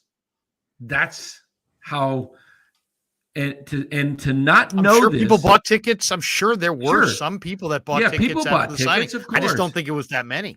Probably not that many, but still, the point of this is, how do you not know about an injury that happened in 2014 to him if that's your concern? I mean, How about Pete Putila? Calba says, here's $10. Yeah. How do you think Pete Putila feels right now? Correa is a guy that he knew, and he's been here for a month and has zero power, and he's working for small-minded people. I mean, I at literally this one- thought they brought him in to help bring in Correa. That's why I'm like, I did too. that's why I'm like, how does that, like, that's why I'm like, the ownership, like, Well, I think the Pete ownership Putila- brought him in to bring in Correa. yeah, And isn't Petula the guy who would have knowledge of any exactly. He was there and with he would have Houston. and he's been in that organization and been in the Giants organization for long enough for Farhan to have consulted with him. So this 11th Absolutely. hour stuff is I don't buy it. I I don't don't buy buy it. it either. They Doesn't just pass got the cold smell feet. They test. wanted to get out. Yep. And it's just I'll- a matter of I'll who say you this believe. about Pete Putila. I don't know where he ends up in baseball as far as he's the GM of the Giants. He strikes me as a very nice guy who's probably very smart and very gifted at development. He doesn't strike me as the type of guy that will get in and negotiate deals. He's very, very shy. That's just his personality. Nothing against it. Just not, I don't ever see him going and negotiating with a Scott Boras. So maybe he's a guy that helps the club behind the scenes, helps them with the minor leagues and developing, and maybe, assist Farhan. But the Giants need another guy at the top, like a personality of a Ned Colletti, a personality of a Dombrowski, guys that know what they want and they go get it. I mean, Because if honestly, if Farhan the doesn't do ownership it. is really like the one calling the shots on these big things, though, like, what would it change? Well, you've got to have a guy that's committed to big deals that says, this is what I want. We've all heard Ned say he would go to ownership. This is what I want. Farhan constantly shops at the 99-cent store. Yeah, I'm sorry. but just on the Correa thing, like, I don't think anything would have been different. Well, no, I think what would have been different is Ned would have gotten a better deal, or he wouldn't have done the deal. I don't think he would have gone to 13 What if the years. ownership said, do the deal? Well, I think he would instruct them to not do the deal, and then, so yeah, I mean, that's the thing. You're right. Sometimes you got to stand. I mean, Ned said it to us the other night. He said, there's times he's had to hold the Dodger owners back. They wanted to make expenditures and he said, hey, this isn't the right one. So you're ultimately the architect. You're going to have to live with it. There's only so many dollars to go around, but you're right, Ryan. I mean, if everything comes down from the ownership, you're going to do what your ownership wants you to do for the most part, or you're not going to have the gig. So, I mean, I think that's kind of understood for sure, but it's also about kind of, it's like creating expectations with your ownership. But to me, where Farhan has truly failed and where Ned and Brian never made the same mistakes, and that is the creating pressure among the fans by creating expectations that you couldn't deliver on. Brian Sabian never said, hey, we're going to make a big trade at the winter meetings. He made a big trade at the winter meetings, but he didn't say, we're going to make a big trade at the winter meetings. He never put that on himself. He never, for all the Giants dealings in July, I had him on constantly in those years. He never once said, we are going to make a deal in July. Never, ever. He never said that. And so you don't want to overpromise and underdeliver. And that's really what the Giants have done under Farhan. I think Farhan's really bright. I think he's made a lot of good moves. And I like Farhan. But when you talk about Soto in July and you deliver JD Davis, even if JD Davis is good, and he was, it still is like, damn, I wanted Soto. When you talk about Seiya Suzuki and Trevor Story in March before last year, and you don't get those guys, and then you don't pivot to anybody, and all of a sudden it's a parade of Padlo and Fairchild and all these guys who aren't even major leaguers, Vosler, and it's like people stop taking you seriously. It's like, are we supposed to take you seriously, or are you joking? You talked about big name guys, but then you actually delivered small name guys. You talked about big moves in the middle of the year, but then you delivered JD Davis. And then this offseason, there will be no amount of money and no this, and it's the Giants may get Correa and Judge, and they may, to all this talk about just a lot of creating, whether Farhan did it himself directly or if it was the organization, or just a lot of expectations and not a lot of following through, a lot of talk and not enough walk.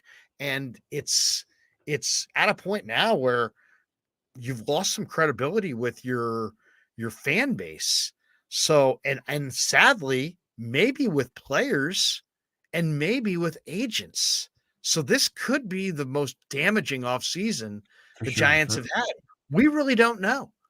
All we know is that all you know and I know is that we don't have as much belief in the Giants leadership today as we did yesterday, or, before all this happened. And I think players may feel the same way. And I wouldn't think it's crazy if agents felt the same way. And who knows, maybe players feels the same way.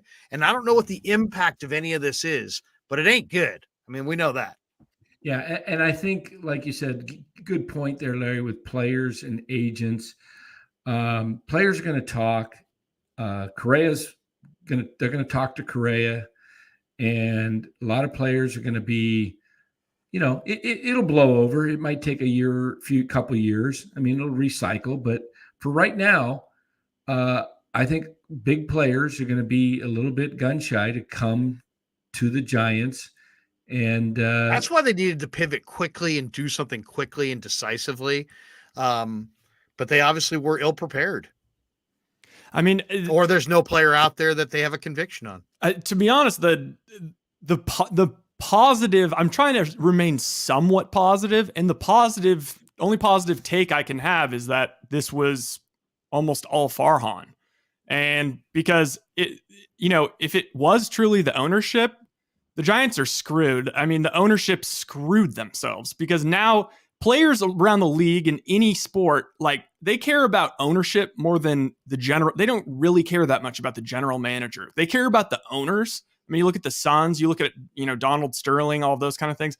If there's now, like, if this stink is on the ownership, then that means it doesn't matter if they bring in a new GM, new head coach, new whatever, it's going to be the same old ownership. And God, the ownership managed to take all of the stuff that they earned from the 3 titles. I think that everybody this offseason was kind of like, oh, well, it's blaming a lot of stuff on Farhan. But then once this happened, now I think everyone's kind of against the ownership. Now the ownership's politics and stuff are going to start getting brought up and talked about. And now all of a sudden, the Giants are a second-rate franchise. They're no longer a big market franchise. If that's, yeah. Well, and unfortunately, they're charging big market prices. Yeah, they're going to have to. They are a big market franchise. They're going to have to do a lot of promos. I mean, their best way to bring fans in is, don't gouge people at the concessions. Give them, if you want to bring people in, lower the prices a little bit on that, so you have some people showing up to the park. You don't have to lose money on concessions, but you don't have to. I mean, they're going to have a lot of, especially weeknight games. It's going to take more than some free sodas and some free hot dogs. It will. Get people in the stands. You're going to have to excite people. This is Northern California. There are options on the weekends. There are things to me. If they the Warriors down the street, you got the Niners in a Super Bowl run. You got the entertainment dollar being stretched. You got a tough economy. You got people. Come on. You got people who all the Giants are a regional franchise. That's a good thing. But guess what? It's now costs, twice as much to drive from different parts of the region into the city. And then people are worried about their car getting broken into and who are they going to get attacked and all this stuff. So there's all kinds of, they're being challenged every way imaginable. And while in the midst of all these challenges, they've created a team that's starless, bad, and boring. And it's not even bad because they're really 500. They're not horrible. They're just not good. And they don't have that guy that a 10-year-old would say, Dad, I know they're, because I was this kid in 1977. Hey, Dad, I know they're not good, but can I get a Willie McCovey jersey? Well, who's that kid want a jersey of right now? Hey, Dad, I know they're not good, but can I get a Yaz jersey? No. I mean, come on. Austin Slater jersey? A Crawford jersey at this point? Probably not, right? I got a Craw jersey or a shirt, not a jersey. I got maybe a Joey Bart. Maybe a Joey Bart. But you see what? They're severely lacking in star power, young star power especially. So to me, it starts right there. Start finding a couple young stars, and you might have to hire a few more scouts. You may have to do your job a little bit better, but find some take some shots on young power arms and power bats. Yeah, you look at this trade team for last them, year. sign them, seek them out, give them a chance. I don't care, and you'll hit on a few. And at this point, that's the only thing they can really do until their farm system starts to get going. And I would only give their farm system another 2 years to start going. If they're not going in 2 years, you have to make a sweeping regime change and try a different. You're going to wait 2 more years, though, Larry? On the farm system? I mean, I don't. No, think I mean Farhan has to go today on the regime. I don't think Farhan has to go today, but I think they need to. They need to have a plan, and they need to verbalize. This is his last year.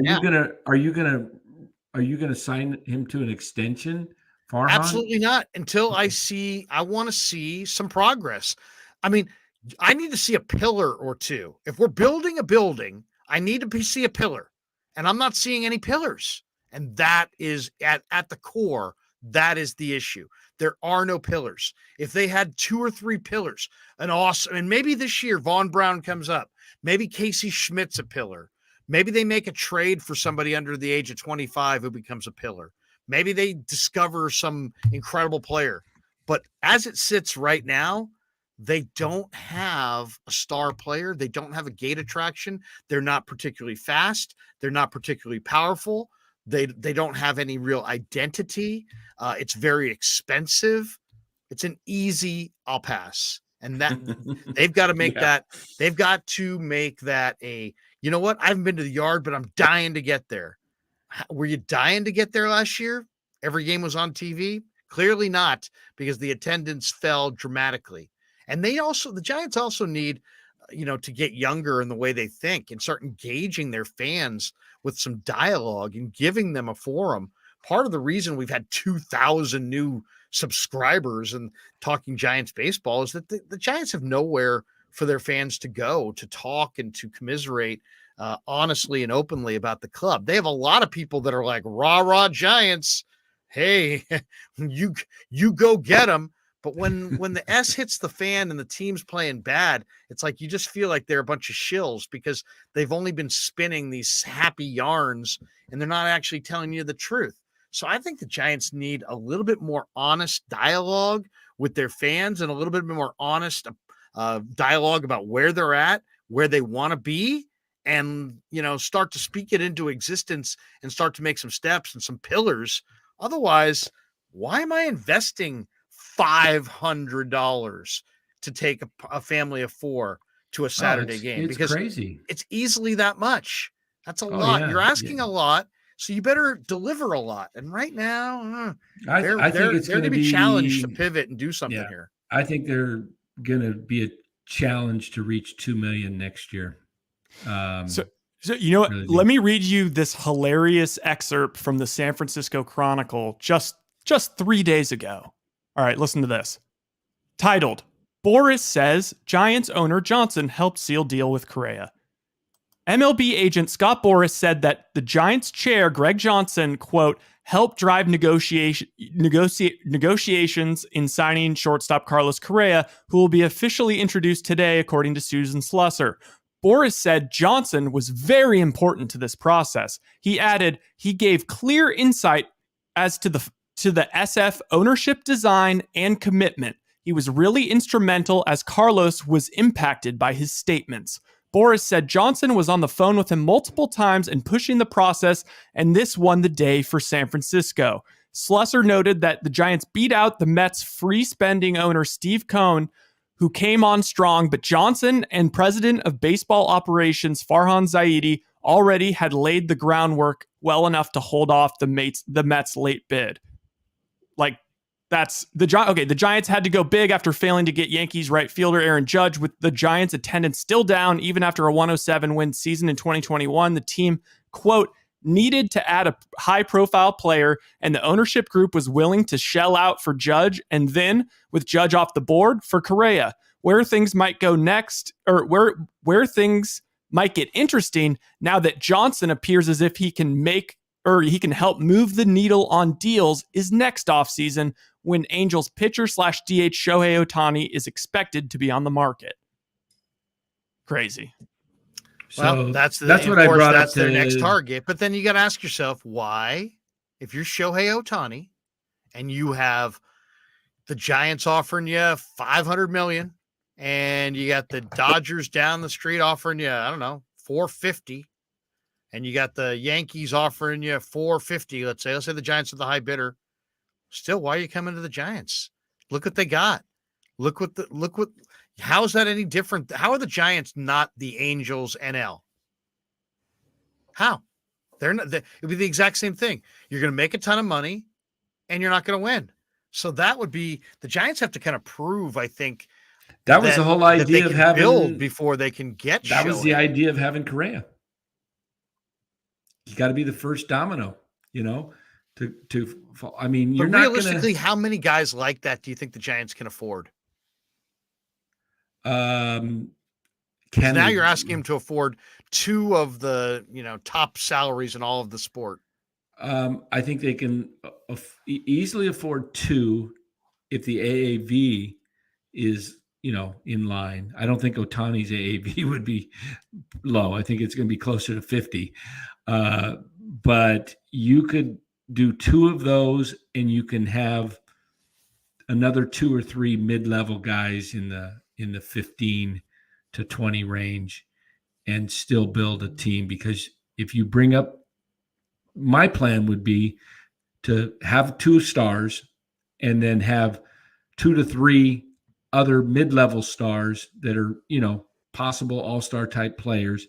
And then you have your farm system coming up, your Lucianos, your Matoses, your Von Browns, your Harrison, your, the Giants' best chance at Ohtani, I think for sure, is the dumping of 4 or 5 of their top prospects on the Angels. Well, that's because the way everybody knows he's going to be such a major free agent that ultimately, especially if they wait till the middle of the year, what are the Angels really going to get? You could probably get him for Marco Luciano as the key figure in a large package of Giants prospects. I think you got a much better chance to get him there than that's you do where in the that's where I said, But then they lose. But then they're even worse off if they don't he sign walks him. if they don't sign him. Exactly. So that's a huge gamble. Then you pretty much you have to come up with a deal that says, here's our plan.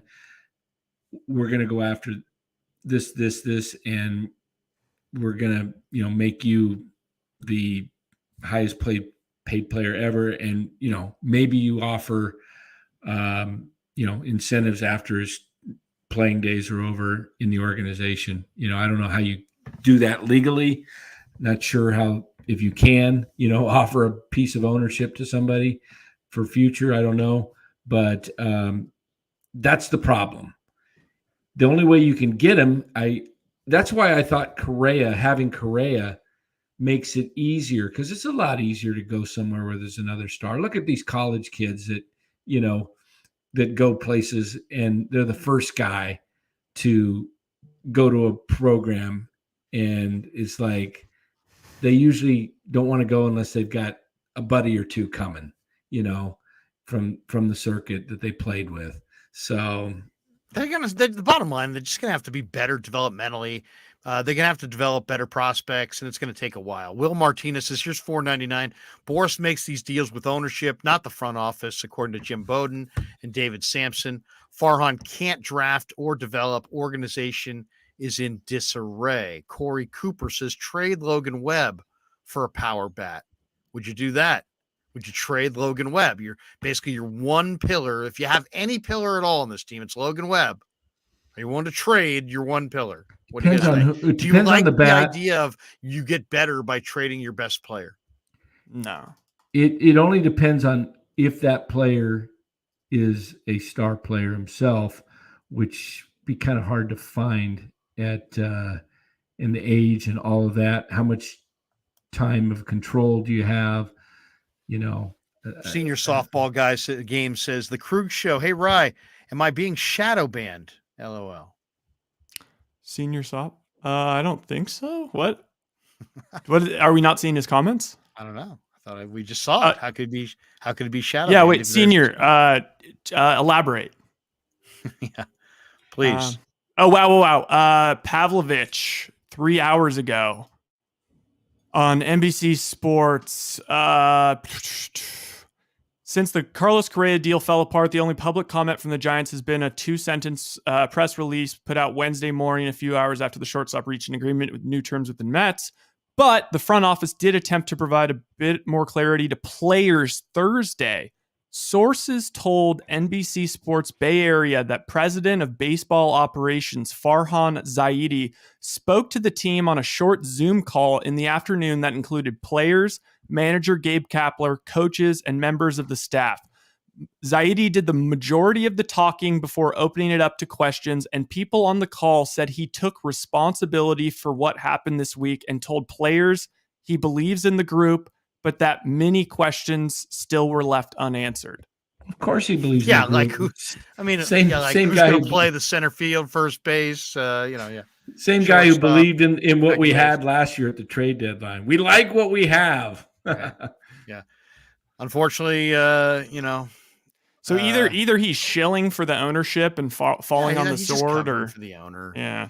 I mean, look, your boss wants something, you deliver it. And then your boss says, hey, I'm getting cold feet, but you didn't believe in it anyway. You're like, I can get you out of it. He's like, you can? Yeah. So now you're a hero to your boss both ways. You did the deal he wanted him to do, he wanted you to do, and then you got out of the deal he didn't want you to be in. That's how I read it. I mean, if somebody wants to tell me I'm wrong, feel free to contact me and spin me anyway. I mean, I think we won't know until. I mean, if they extend Farhan after the year, I don't care what happens. If he's extended, then he to me that means that it was all ownership, and that he fell on the sword. If they fire Farhan, then I think it was probably mostly Farhan. Yeah, that is a great read. I really think that's. Yep. Danny, what do you think? I think Rye kind of pegged it right there. That's what I said. You'll know if it was Farhan, he'll be fired after Christmas. We'll turn it into a short. We'll put it out on the IG. The kids will love it. Hutch serves gaming $4.99, win 107 and didn't build upon it. And now this offseason happens the following year. It just looks bad in a big market, and we have no stars. Yeah, it's hard to disagree with Hutch serves gaming. Romo. We already read that one. No, we didn't. We didn't? No. Are you sure? Positive. Says Romo says this ownership group has been willing to drop big money on free agents, Stanton, Harper, etc. Why would they alter course when the club is hurting for a star? Well, I think because they got cold feet on the number of years. I really do. And I don't blame them because I think the deal was a bad deal. Why is Carlos Correa going to be worth how much per year, Danny? 27? 26.9. 26.9. Why is he a $27 million player at age 36, 37, 38, 39, 40, and 41? The odds are, let's be totally honest about this. The odds are the Giants were going to have minimum three bad years at big dollars. It's not a good way to go about doing business. I would say it was very likely they would have 4 bad years. at big dollars, maybe as many as 5. That's too many. I'll take a bad year. I just don't think they're. I mean, if that's their 5 bad years, that's I too much agree. money. That's $125 million of What did bad Judge years. get? He got I get- 9 years, You 360. got 9 All right, years. so let's take a look at this. Here's got 40 another a year. here's another angle to look at. Who are the top contracts in baseball? You've got Judge at 360. You got Trout at 4. Let me see. Mike Trout, he's getting 37 million a year. He's currently the highest paid, 426. 426 million. You got Judge, you've got Scherzer, you've got Verlander, and you had at the 350, you had Carlos Correa. Carlos Correa was getting MVP type money, and he's not an MVP candidate. He's not going to be. So that is probably. And he's not a gate attraction at all. Right. And he's not going to make them a winner in the present. Right. So, So what are we you doing look here? at all those things, and where they messed up was they The made handling too of big it. of an offer, and the way they handled it. Had they, they just look bad. And I think getting out of the deal. So what's the pivot? I mean, now they're out of it. He's there. They're here. You got to move on. I would say the pivot is the Giants still have, even though they didn't feel like they had enough money for this or didn't want to spend their money here, they still have a ton of money.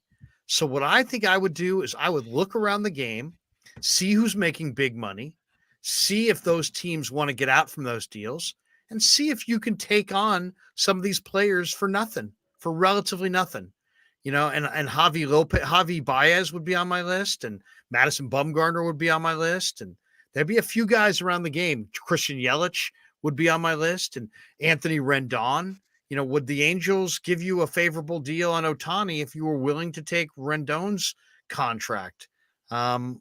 Maybe. I don't know. Could you're stuck with Rendon though, because he's got a bad contract. I know, but that's what I'm saying. and I would then you're take gonna on a try and bad sign contract to not have to But then you pay got to as sign much for Ohtani. Yes, yeah, I see what you're saying I mean, there. I'm saying this is what I'm saying. What do the Giants have assets wise that anybody wants? They don't have prospects. Bag They of only peanuts? have money. They only have money. They don't have prospects. They only have a couple prospects, and those couple prospects aren't playing well, so they're probably not going to be able to make too many trades. Right. But if they this took would be a on big year money, for them. they This would could be a- take on. This if would they be a took on big year. and big money, they could probably get some players. If Luciano and Matos and Bishop and who else is out there that they've got Will Wilson, all these guys are, like either international signings or first round draft picks. If they start playing and having good first halves, they might be able to swing a deal. Yeah. We'll see. They didn't have good years last year. No, they had horrible years. That was awful for them. The timing, had they had good years in the minors last year and maybe the year before, they could have had a chance at Soto, but they had nothing. But this is the problem. That might be the real problem is they need a breakdown of their farm system and start going in a different direction there. And maybe, I'll say this, the one thing the Giants, they don't believe in this, but the Cubs did it. The Cubs are doing it. The Astros have done it. Tear it down and go young. Padres did it. And really get your farm system producing and come back with a vengeance, after 3 or 4 years of drafting and developing, here's my maybe problem. They need to go get some more proven guys on the scouting side because if they are dominating in the draft, it doesn't seem like it because I'm not seeing the players. Yeah, but where do you go, Larry, when you have, I know we've talked a lot endlessly about Farhan, but where do you go with a guy like Farhan who tells the public last year that we have the ability to get any player when Juan Soto was on the block? And then a few weeks later, when the deal's done and he's interviewing with Amy Gutierrez in the dugout and says, yeah, we really never had any possibility because our guys just didn't come through. So we never really even really were in on the Juan Soto. But so my point is, he says I one mean, thing. if I own the team, I would say Farhan, I love you. I think you're smart. Stop talking. Yeah. Stop Why does he talking keep going one way and then just, he says something? Yeah. just do things. Don't talk. Just do. You know, that's what I would say, because the talk is cheap. You've already talked too much. This organization has created expectations. You teased your fans. There is no team in baseball that has teased their fans more than the Giant fan has been teased this offseason.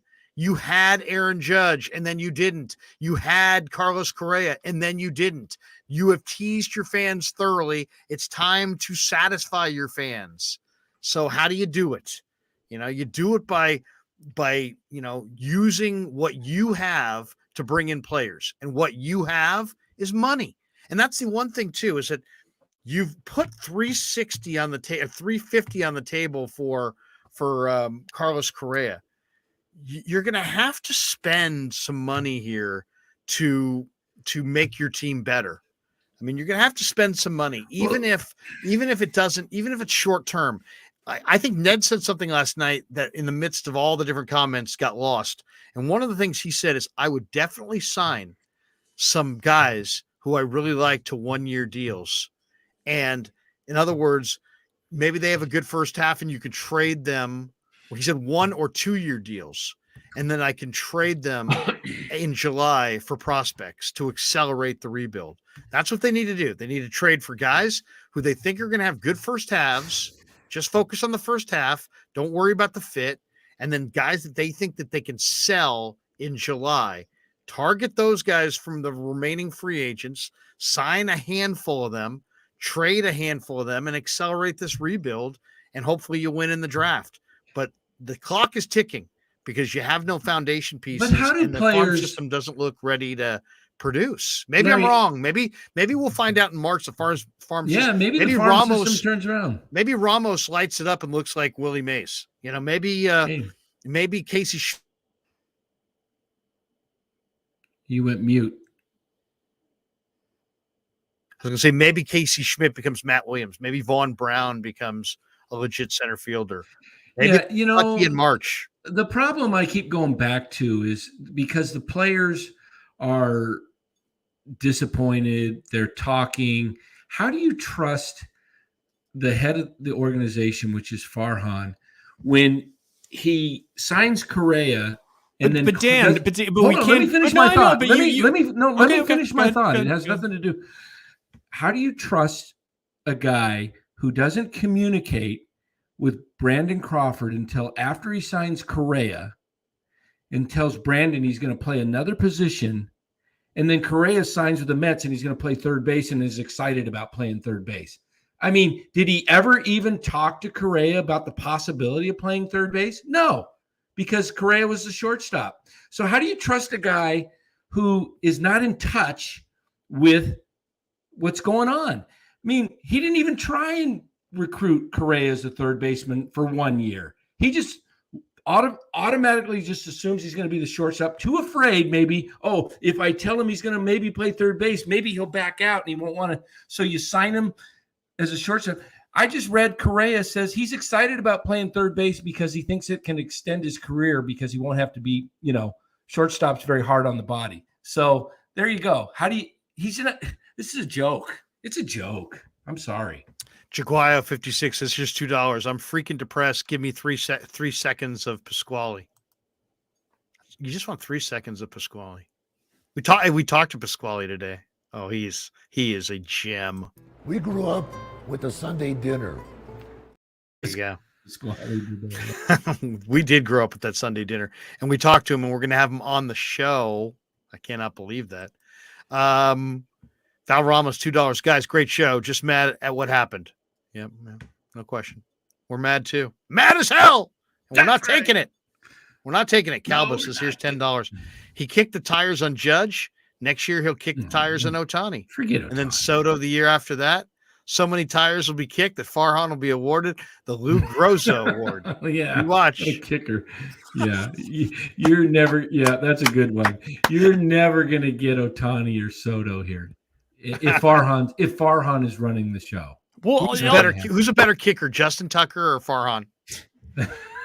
well, I mean, if they're not willing to pay this Correa contract at a 20 whatever, what was the AAV on it? Like 26.9. Yeah, if they're not willing to pay that, I mean, hello, things are only going to keep going up. MLB or Apple TV is going to get in the mix for MLB or for MLB coverage, and all Amazon Prime and all those places are going to start bidding. Oh yeah, all this stuff's going to go insane. It's Dan. That's exactly what I was down on the deal when it happened because I was like, Jesus Christ, 13 years. But you kept mentioning the AAV, and it's true. Right. If you look at the active play, I mean, what do you think? You think they're going to get Ohtani? Ohtani going rate.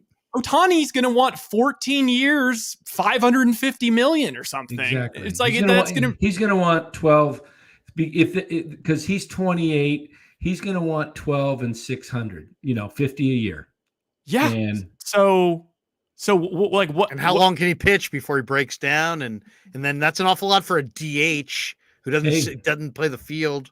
Exactly. Like you can do the same exact thing, but it's like that is the going rate. Do you want to sign free agents or do you not want to? If you don't want to, then don't. This is why you need to be better in the draft because you can't do this in free agency. I mean, I don't understand the Padres. Padres are just like, oh, Xander Bogaerts, yeah, here, 11 years, 280, no problem. On top of Machado, 10 for 300, Tatis, 14 for 340. I can guarantee you what's coming is a hard cap in the next year or two. 29 of 30 teams are ticked off at the Mets, and it's going to get voted in. You watch. They're not going to let this go because what's happening right now with the Mets is very bad. When you got the Phillies being outspent by $100 million and they're like, crap, we just spent all this money and we're like, the Mets just blew us over. They're going to vote in because you got the bottom teams. Why would somebody like the Pirates or the Royals or let's just go to the East, the National League East. Why would Miami even try to be competitive? But the only problem with that, Dan, is like that you could say the same exact thing for the past 20 years. I mean, look at the talent the Dodgers have. Oh, I'm talking about the all-star lineups the Padres money. have, and then you have the A's, you have the Pirates, you have and it sucks because the Giants aren't. San Francisco, we're used to being top of the top in the spenders, so we get to benefit from it. But now we're no longer that. We're no longer like a top tier attractive destination, and we're not, money bags. I mean, how is San Diego outspending the crap out of the Giants? They feel like they have 3 World Series. It doesn't matter. Yeah. I mean, they're going to have to spend. But, I take issue with like all the I even saw Mad Dog, but and all these. It's just like if it was the Yankees or Dodgers, no one would care. It's just the fact that it's the Mets, and now Yankees fans are getting annoyed by it because they have the Mets have a more aggressive owner than them. Wow! Incredible!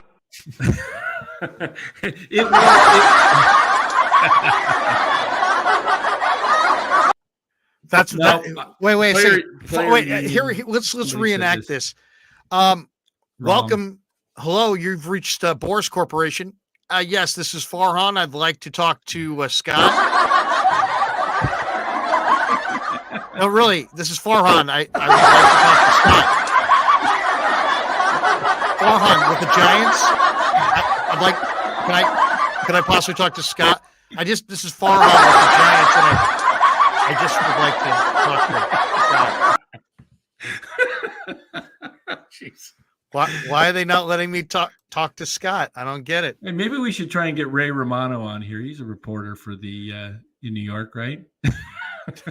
Everybody loves Raymond. Why not?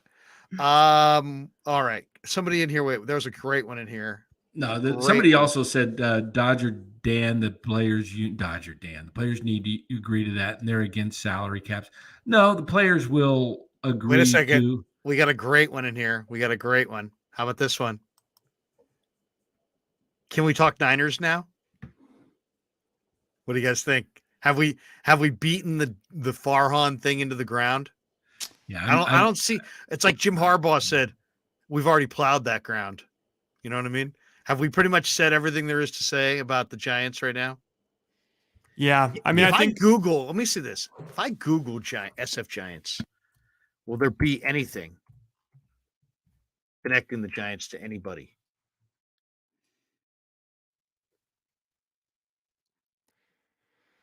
Well, they traded Gregory Santos. Did you yeah, guys see that? I mean, great, you know, All right, super Gregory talented young Santos has guy. been moved. Cade McClure is your newest Giant. Danny? Cade McClure is Yeah, like another guy over 25 who's done nothing. AAA. he's 27. Yeah. He's coming off a bad year. And Santos is like, 21, 22, throws 100 miles an hour. And we got some schmuck guy that's, contemplating his next career. Has an ERA over 4 in AAA. And he's, come on. The Giants are turning into like a baseball halfway house. It's like, guys who are getting out of the game, but they still may want to give it another try. Yeah, come on in. I got another guy. I got a guy on the other line about white walls. Can I get back to you? Remember that from Major League? All right. So there you go. That's the latest on the Giants. McClure coming to the Giants. McClure. McClure. Hey, that's a jersey I'll buy. Danny, are you excited about McClure? I'm going to go get that jersey. What do you think of McClure? Hey, what is your thought on McClure? Do you think he'll help out? He's 28 now, actually. He's 28. Oh, he had good. a 4.03 ERA, guys? 108 games, 59 starts, 5 minor league seasons with the White Sox. McClure. What did I tell you? He specializes in guys over 26 that have never stepped foot in a major league stadium other than to grab a hot dog and sit in the stands and watch a game. He's not, and he gets rid of Santos and Kerwin Castro, 2 young 20-year-old kids, 21, whatever, with potential ahead of them, and he just blows, sends him away for 5 days of Dixon Machado. You know what? That's what this, if Farhan got fired tomorrow, the era would be called, if they wrote a book about it, the 5 days of Dixon Machado.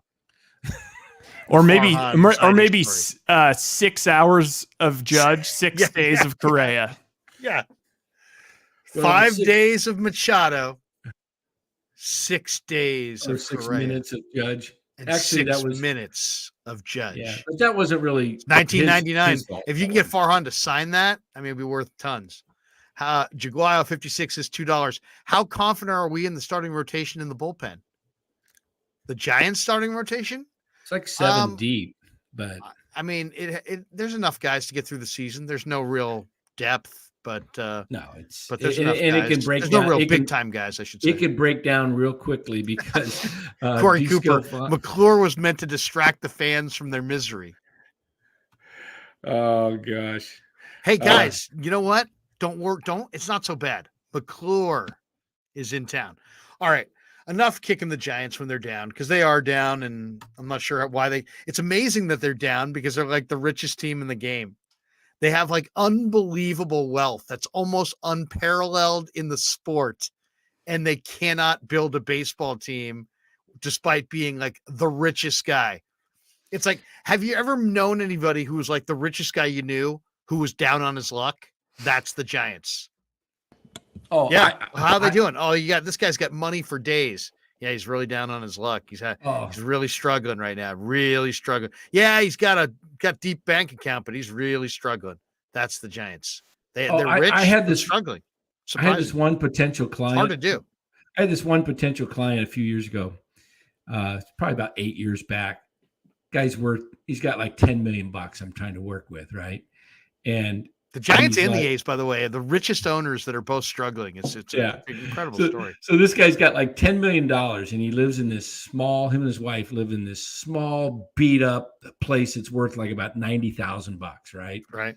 And I'm like, and all I had to do is I sat there worked on him for a couple days, and he was like this problem with his one child who was just like a mess and was irresponsible, and he's, but he wanted to leave him all this money. And I'm just like, after like the third time I said, this is a technical guy that I will never get. I can't engage this guy. I said goodbye.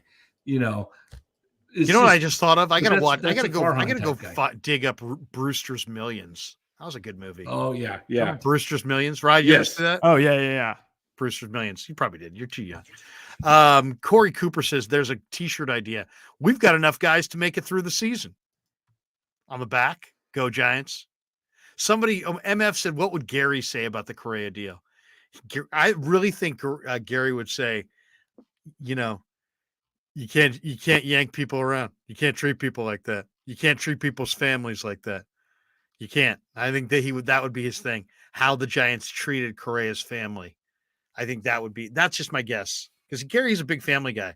So he would have not once the details came out that the guy's family and the guy's wife's family are all holed up in a San Francisco hotel waiting to drive to the stadium, and and they're all dressed up, and there's kids and suits and flights, and and you back out because of some bogus cold feet issue that you have. Yeah, he would be like, you can't yank people around. You can't treat people's families that way. I think that would be his take. That would be my guess. What really, I'll tell you what's most frustrating to me today is that I'm looking at the Reds deal of Will Myers, and I'm thinking that was the Giants deal to make. Will Myers does so well in this ballpark. They got him for 1 year and $7.5 million. If the Giants had pivoted today to Will Myers at 1 year and $7.5 million, I would be singing their praises to some degree. I think other people might be as well. I think that would have been a really smart move, but they didn't make it. So, you know what I'm saying? And it's like, and it was a totally makeable deal. And I'd like to, were they in on it? Were they not in on it? Who's playing first base on this team? Is Brandon Belt coming back? Don't tell me Tommy LaStella and Wilmer Flores. I mean, that just reeks of last place. It's got to be somebody better than that. So, all right, let's talk on the Niners, because I'm getting tired of the Giants, and at this point, Corey says Myers Medicals. Yeah, exactly. I don't think the Giants will be next time the Giants call a press conference. There's going to be 1 million people on Twitter just ripping it. The Giants have called a press conference. Stay tuned. There could be more details coming. There's going to be 1 million smartasses next time they call a presser. And we'll probably be part of that. So I just wanted to get that out of the way. Let's talk a little Niners. We were down in Santa Clara today. Good feeling in Niner land. Bunch of Niners going to the Pro Bowl. Niners getting ready for the Commanders. Real good vibe in there. Very holiday spirit. Offense is loving the defense. Defense is loving the offense. Everybody's loving everybody. The belief in Purdy is legit. And they're ready and poised, and they've got a deep roster of talented guys. They're bouncing around. They're having fun. They're feeling good. We had a chance to talk to a number of them this week, right? It was a good vibe in there, didn't you think? Oh, absolutely. Yeah. Oh, Christmas. I don't know who got everyone's Sonoses, but it's pretty sweet. Yeah. It was a good vibe. Did you see the tweet where supposedly Trey Lance bought all of his linemen custom suits and also bought some other players, like bought a bunch of players, like something, I forget what it was. And then they went up to Jake Brendel and they said, what did Purdy get you guys? And he's like, wins. Yeah. Well, I mean, to be honest, I mean, that's I don't know. That made me laugh. That was a good move though by Trey. Cause it's like, I mean, soundbars, Purdy's, right? Everybody got a soundbar. Everybody got a soundbar, but Purdy's making what, $800,000. He's living in an apartment with Nick Zakel and Alfredo Gutierrez. Like Trey Lance is making legitimately like what, 7-8 million a year. So he should be the one fronting the deal. That's true. Speaking of Nick Zakel, can we play that interview? Yeah. We caught up with Nick Zakel. Nick Zakel is an interesting guy. Tough offensive lineman, went to Fordham. I think he's going to be a future 10-year starter in the league. And I told him as much in the middle of this interview. I think he's really aggressive. He's really tough. He's really smart. He's got a great coach in CFO, as they call him, Chris Forster. And you give me a smart, tough, physical football player and a great coach in a terrific culture, and you got something. And the Niners have something, both with Jason Poe and this guy, Nick Zakel. And here we go. We'll roll it right here. Niner locker room with Nick Sikel, Niner rookie out of Fordham. We turned it up at all? Nick, good to see you, man. This is the first time we've had a chance to talk to you. How's your year gone so far? Yeah, it's going really well. I'm kind of excited to kind of get here, get better every day, get along with the guys. It's a great group we got in here. I think that you can see by the success we've had on and off the field. So I think that's something that I'm really hoping that we keep going into the postseason. Yeah, I saw your college film at Fordham, and you were just destroying guys. And I'm just kind of wondering, it's a major step up. It's not the SEC. How has been this, from what you've noticed going to camp and practicing against NFL players, what was the step up from Fordham to the pros? Yeah, I definitely think it's the skill level of the players, of the guys, and then also just kind of the overall speed of the game. I think those are two things that I think you really got to get used to. And also I just think the offense as well. I think you play O-line, it's different here than it is in college. Like college, you can get away with a lot of stuff just because the guys aren't as good. Here, you have to be really technically refined and all of that. So that's something you got to keep working on. Chris Forster is considered one of the better offensive line teachers in the league. What's it been like to play under Forster this year? It's great. CFO is a great guy. I'm really happy to be learning under him. I think that I've learned so much about not even just O-line, but just football in general, just by kind of being in meetings. And really just kind of listening to all his coaching. So that's something that I'm really excited about and looking forward to the future. It's getting better and better. Well, one thing I love about watching you play, man, is your aggressiveness. I mean, you're really two-hand shiver guys, and you're very physical at the point. You really use your upper body.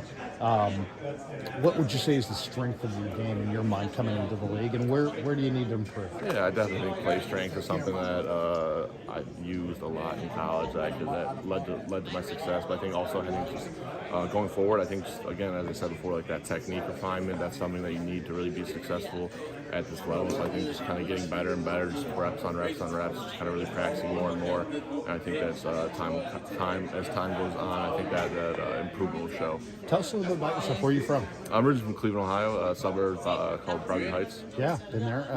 Browns fan growing up? I was very bad.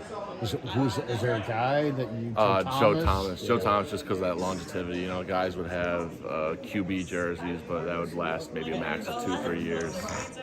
So that was something that you could always rely on a Joe Thomas jersey. Yeah. To be there. Now, what was draft day like for you? Where were you on draft day? I was at home with my family. Just kind of really surreal. Just kind of it was the beginning part was kind of tough just because just that waiting, just kind of waiting for that call, waiting for that opportunity. Then once I got it, once John and Kyle called, I think just kind of overjoyed and just all the happiness that kind of washed over you. And then after that, you kind of realize, okay, now it's time really to get to work. Did you know the Niners had interest before the draft? Yeah, they were one of the few teams I think that I figured would I had a chance of being picked by. You are a guy I think that could play multiple spots, but where do you feel most comfortable and where do you see yourself? I see you as a 10-year starter in the NFL. I know that's coming for you, man, but it's not going to be this year. But where do you think you're more comfortable at center, guard, tackle? I know you got experience. I think anywhere on the interior. I think it's kind of been playing mostly guard this year. I think that's something that I'm getting more comfortable with as the days go on. I'm able to get those reps under me, and that's something that I'm really excited about, just kind of going forward. Now, you're not going to play this week, but do you go about each game plan like you're going to play? I mean, are you studying Washington, Deron Payne, and their Jonathan Allen and their D-line like you're going to be playing on Sunday? What's your prep this year like? Definitely. I think it can be tough in a way to, even though you're not really going to be able to get in there, get an opportunity, but I just think that's something that every week you got to prepare like I'm going to start and I'm going to play every single snap, just because that when that opportunity comes, you want to be able to hit the ground running and be able to kind of be all with the assignments, be with the techniques and all that. And it's something that I'm really trying to emphasize each week, watching the film, getting prepared as if I'm going to be a starter in the game. This is an incredible rookie class. I mean, there's like 12 or 13 guys between practice squad and roster who are on this team that are rookies. Do you take pride in that? And do you take pride in having a great rookie class? Yeah, I think definitely it's something that you show as kind of the group comes in, you kind of decide that the team is going to need any one of us at some point. I think just kind of all of us doing our own jobs, I think leading to success is something that come about. You're on Brock Purdy's Christmas card. How did that come about? So me, him, and Alfredo lived together, and we kind of decided one day, we should make a Christmas card. I think that'd be pretty funny. Me and Brock were at that the toy drive, and we took a picture and kind of went to so the media people said, oh hey, can you maybe Photoshop Alfredo in this? Right. And then just kind of ran on from there into this whole in the whole thing. It's great though. I'm happy that Carter really came out well. I think it's a funny experience. Give us something on Alfredo and Brock. That since you're a roommate of these guys, give us something on these guys. We went to Alfredo before the Mexico City game. He was telling us all the great places to go in Mexico City, and we've interviewed Brock a few times as well. And there's no doubt he's a competitive guy, and we kind of honed in on that he was talented early on. Give me your quick thoughts on those two guys. What's it like living with those guys? Oh, it's a great time. Both those guys just really great roommates, really good people. I think we all each push each other to get better. We're able to have fun and all, but then it's also when it comes to ball, we're all focused and we're all in. I think that's the best part of it about it. Is that when the time comes to focus up, we can. And I think that's kind of made our bond stronger and stronger. And I think that even as Brock started playing, I don't think that bond's changed whatsoever. Just because it's regular old, we go home, we go to our apartment, we watch some movies, we hang out, and it's normal stuff. All right, you buy something at Safeway to eat, and you open the fridge, and it's gone. You blame Brock first or Alfredo first? Alfredo, for sure. Alfredo. I mean, he's a fellow big guy, so I mean, you can't. The blame's got to be going there. Who's the best cook in the group? Probably Brock. He's probably the only one. Yeah, we don't really cook much in the apartment. Yeah. And what about movies? Do you guys have a movie that you guys all can agree on that you'd want to watch? Not really, because Brock's really strict. He always says that he doesn't want to rewatch a movie that like I've seen, and I've seen a good amount of movies in my day. So if I kind of always suggest something, I'll throw out a movie and he'd be like, "No, you've definitely seen it." And he's right, but he suggested a few really good ones, and that's a good time of bonding we have. Couple last ones. A Cleveland guy. How'd you wind up at Fordham? It was really one of my only offers. I only played O-line my senior year of high school, so I was kind of under-recruited. The coaches at Fordham took a chance on me. A big thing I wanted to go into recruiting was a good academic school, right. And Fordham kind of satisfied that. So then once they came calling, once they kind of offered me, I was like, okay, like they took a chance on me. I'm set with that. What's your major there? It was finance undergrad, and then my master's was in business analytics. Nice. Now I've already told you you're going to have a 10-year NFL career, so we know that you don't need a second job. But if you're going to have a second job after football, with Fordham as a background, that's great. What's your field? Finance? Maybe. I mean, there's a whole bunch of stuff though. With that's something that's something that's so far away. Maybe I want to stay in coaching or scouting or all that. But definitely when the time comes, I'll be able to make that decision. Huge future Nick problem. Yeah, exactly. Now you grew up a Browns fan. Are you a Guardians fan? Or are you were you Ohio State? I was an Ohio State fan. That kind of faltered off as I got older, but no, still a huge Guardians fan. Really excited where the team's going. It'll be I mean, Cavs. I mean, after LeBron left, I probably that's when my Cavs fandom really dropped. That's when it ended. Yeah. How'd you feel about the Dubs back then? I mean, obviously that was shocking. I hate it. It was like a despise because it's like, especially like with the style they played, I was like, why these guys like just keep shooting threes? Like I hate this. Like this isn't real basketball. But I'm glad to be a fan now. Yeah. J.R. Smith called the timeout. I remember that one. That was not a good moment. Horrible. You practice against some of the best defensive linemen in the league every single day. What do you think of the front? Give me your scouting report on the Niner front, the guys you go against in practice. I mean, I think, especially the penetrating way they play, like Kevin, J.K., Eric, Charles, all those guys, Ridge. It's just like it's a really good group, and you can see why our defense is one of the best in the NFL, just because of how they're able to play hard and kind of open stuff up for Fred and Greenlaw and kind of make some plays. One of the things that I love from this D-line is sometimes Coach Herrick will go with like a 4D end alignment. From your perspective, you're looking up and there's Charles Omenihu or Drake Jackson, a guy who's clearly faster than you. Yeah. Does that put stress on a guard? I mean, looking at it from on the opposing side of the field. Definitely, I think that's they want to expose the best matchups for them as possible. I think that by getting those speedy guys in there, Charles, Drake, all of them, I just think that's something that really can help the team at all. I think it really puts the O-line in precarious situations. A couple last ones before we let you go. You live with Brock. I've been on. I don't know. You don't know this, but I've been on Brock saying that he's going to be really good, really going back to camp. Are you surprised by what he's doing right now? And do you guys give him any crap about, has he changed at all since he's been the number one? No, we'll joke with him that he changed, but no, he's the same guy through and through. Just the preparation that I've seen from him day in, day out. Just that when he went in against the Dolphins, it's like my attitude was I'm not, oh my gosh, I'm nervous for what I was going to do. No, I was excited for him just because I know he's been waiting for this opportunity. He's been ready for this opportunity. I think he's really took that and ran with it. Yeah, there's a belief in here that you guys can win the Super Bowl, even with your third string quarterback. I feel that. Am I sensing the right thing? You guys, I mean, obviously you're going to say that, but I would sense that if you're most teams on a third string quarterback, they'd be like, season's kind of lost. I don't get that vibe at all in here. Yeah, no, I think the team's rallied around him really well. I think the guys are supporting him. I just think that really just by listening to Coach Shanahan, just kind of really getting that work in, just looking at it week after week at a time, I think that's it's really going to go, I think, end up well. I think if we just kind of stick to the plan. Yeah, last one for you. You've been in the Bay for a few months. Give us something that you've done that you like and something that you haven't done yet that you want to do. Went down to Monterey. I went down with Brock, and I also went down with my girlfriend too. It's just such a beautiful place, especially that the highway along the coast, driving around. That's one of my favorite spots. Just kind of just seeing the coastline, the cliffs, the water, all of that. I think that's just something super cool that I've really just never experienced before, especially being my first time out on the West Coast. And what's something you still like to do that you thought, man, I'd like to do this? Go to like a redwood forest, not even the ones like Muir Woods or something like that. Muir Woods, like anything kind of like that. But I think that's something that one of these off days, even the off season, maybe like next year, I can definitely think have to go take a trip up there. All right, I always ask guys this. I got to get this on your way out the door here.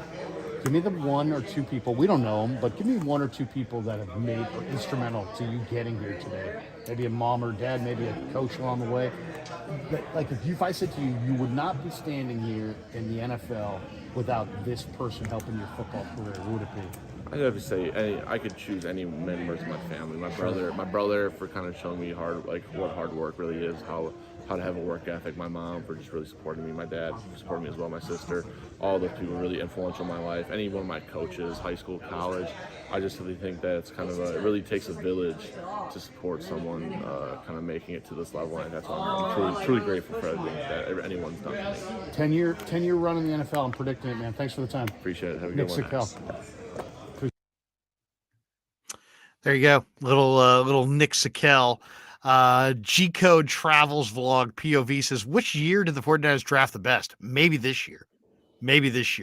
They've had, they got Brock Purdy, Mr. Irrelevant, about a 13 or 14 member draft class. When you look at some of the guys who are on this roster, I think 2 years from now, and you look back at the players that were added in the draft and after the draft in this particular year, they're going to say, wow, they added a lot of talent this year. A lot of good players have been added to the locker room this year.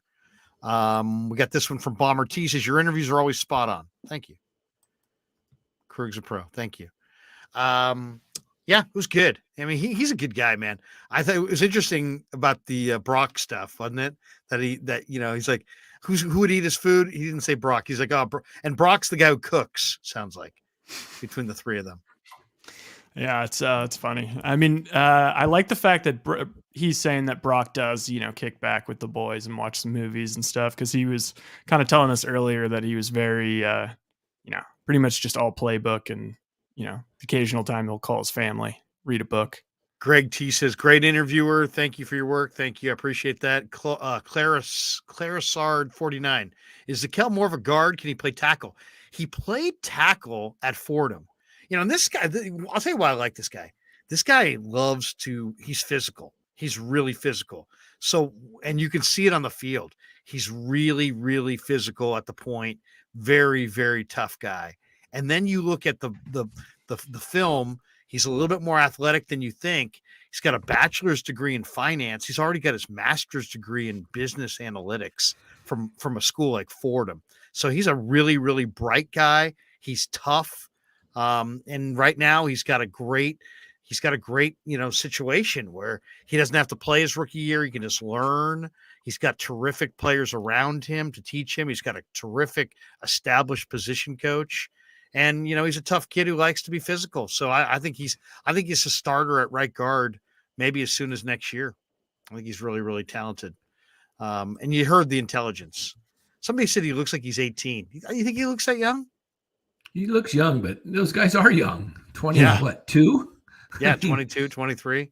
He is. I saw those highlights of him at Fordham. He's just throwing guys around. It's like, Remind you of the Incredible Hulk or something, just like moving guys and just boom. Yeah, that's what you want in a guy with a mean streak when he plays. Yeah, a little But, nasty, but it's anonymous. funny. Anonymous. He seems like such a nice guy, but he plays very nasty. Oh, he is. He's really nasty. He's one of those guys that blocks, as they say, to the whistle. Anonymous. Larry, you still have not ordered the Krueg Show mic cover yet. Yeah, we haven't gotten the Krueg Show mic cover. Well, you're using that for Talk Sport anyway, aren't you? Yeah. Yeah. Val Ramos says, Larry, who drafted Purdy? John Lynch drafted I think Purdy. the Niners did, didn't they? And Slowick, I believe, was the guy that he credited. One of the Slowicks that they have. Tony Escobar, great interview, Larry. Not very lazy. Don't be lazy. Don't be lazy. Go in the locker room, interview somebody. Tony says lazy, not crazy. We got this one. Tony Escobar says, I live in Salinas. I love Monterey and Santa Cruz. Yeah, for my wife's birthday, we went to Monterey a few weeks ago.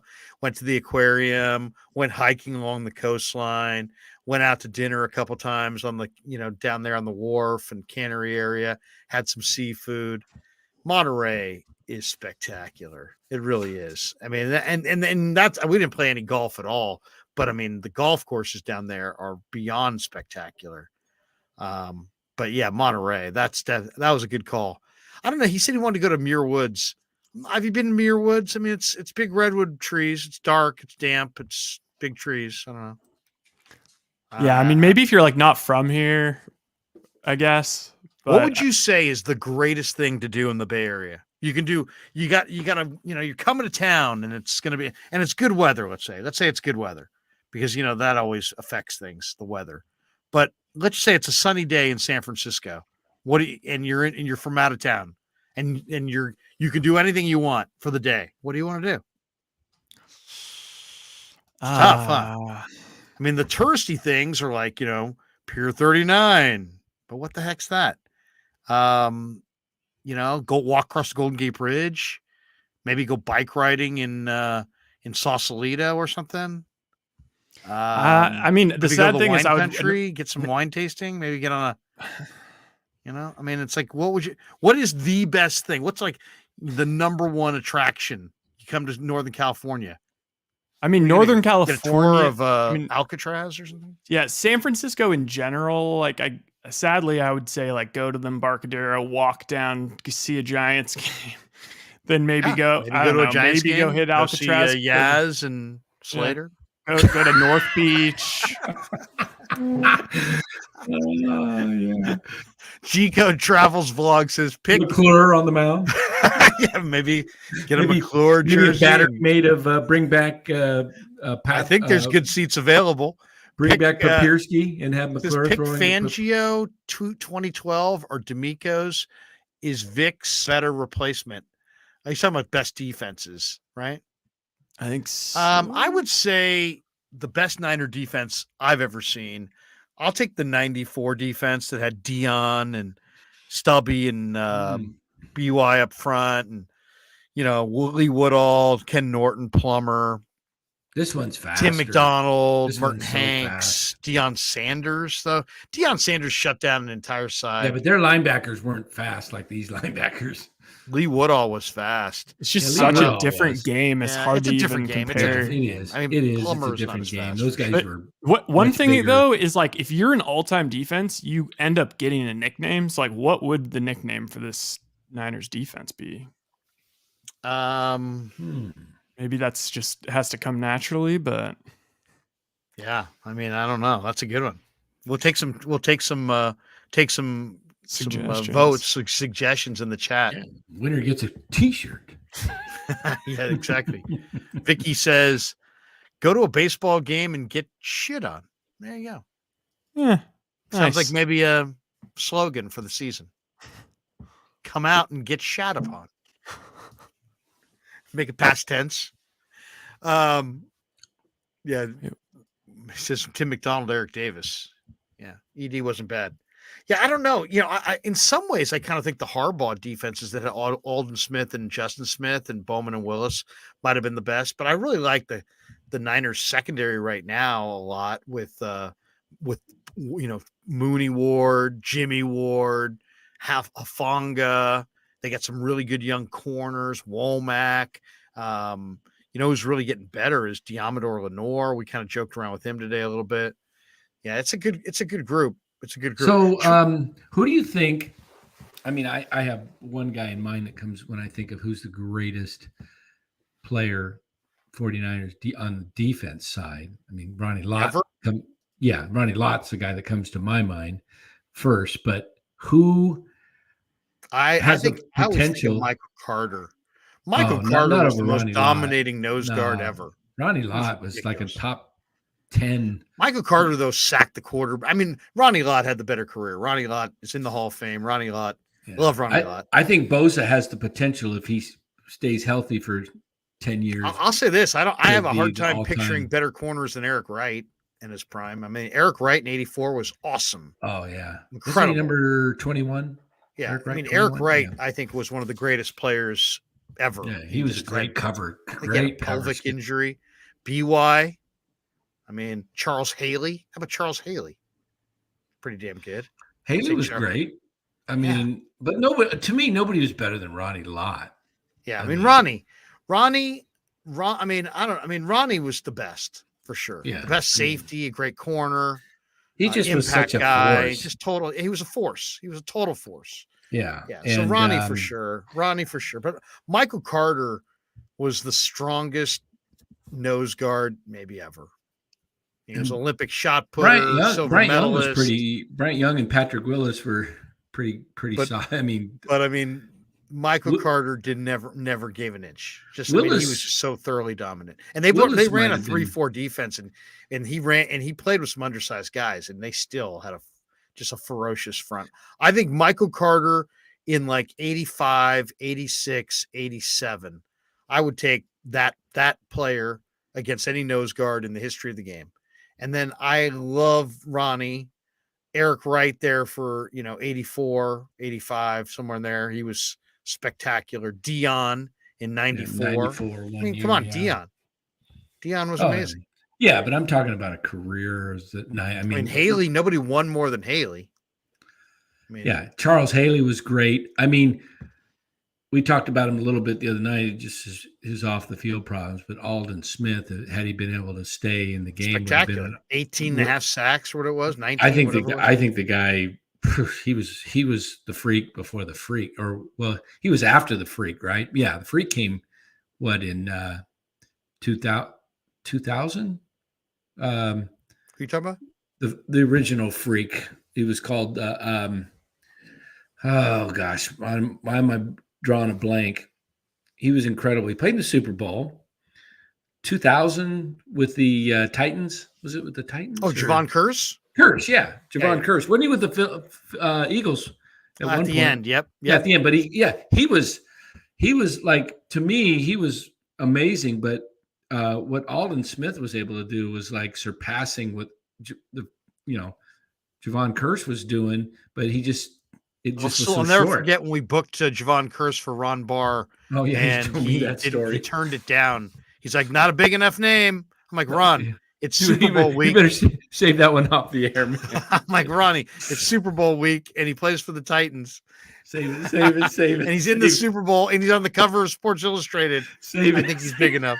Save it. Oh my goodness! You got to do. G-Code Travels. Oh, okay. We just read that one. We've got this one from Coach Corin Johnson. He says, Lott is the best Niner defender of all time. Haley second, Willis third. Best coach, quote me.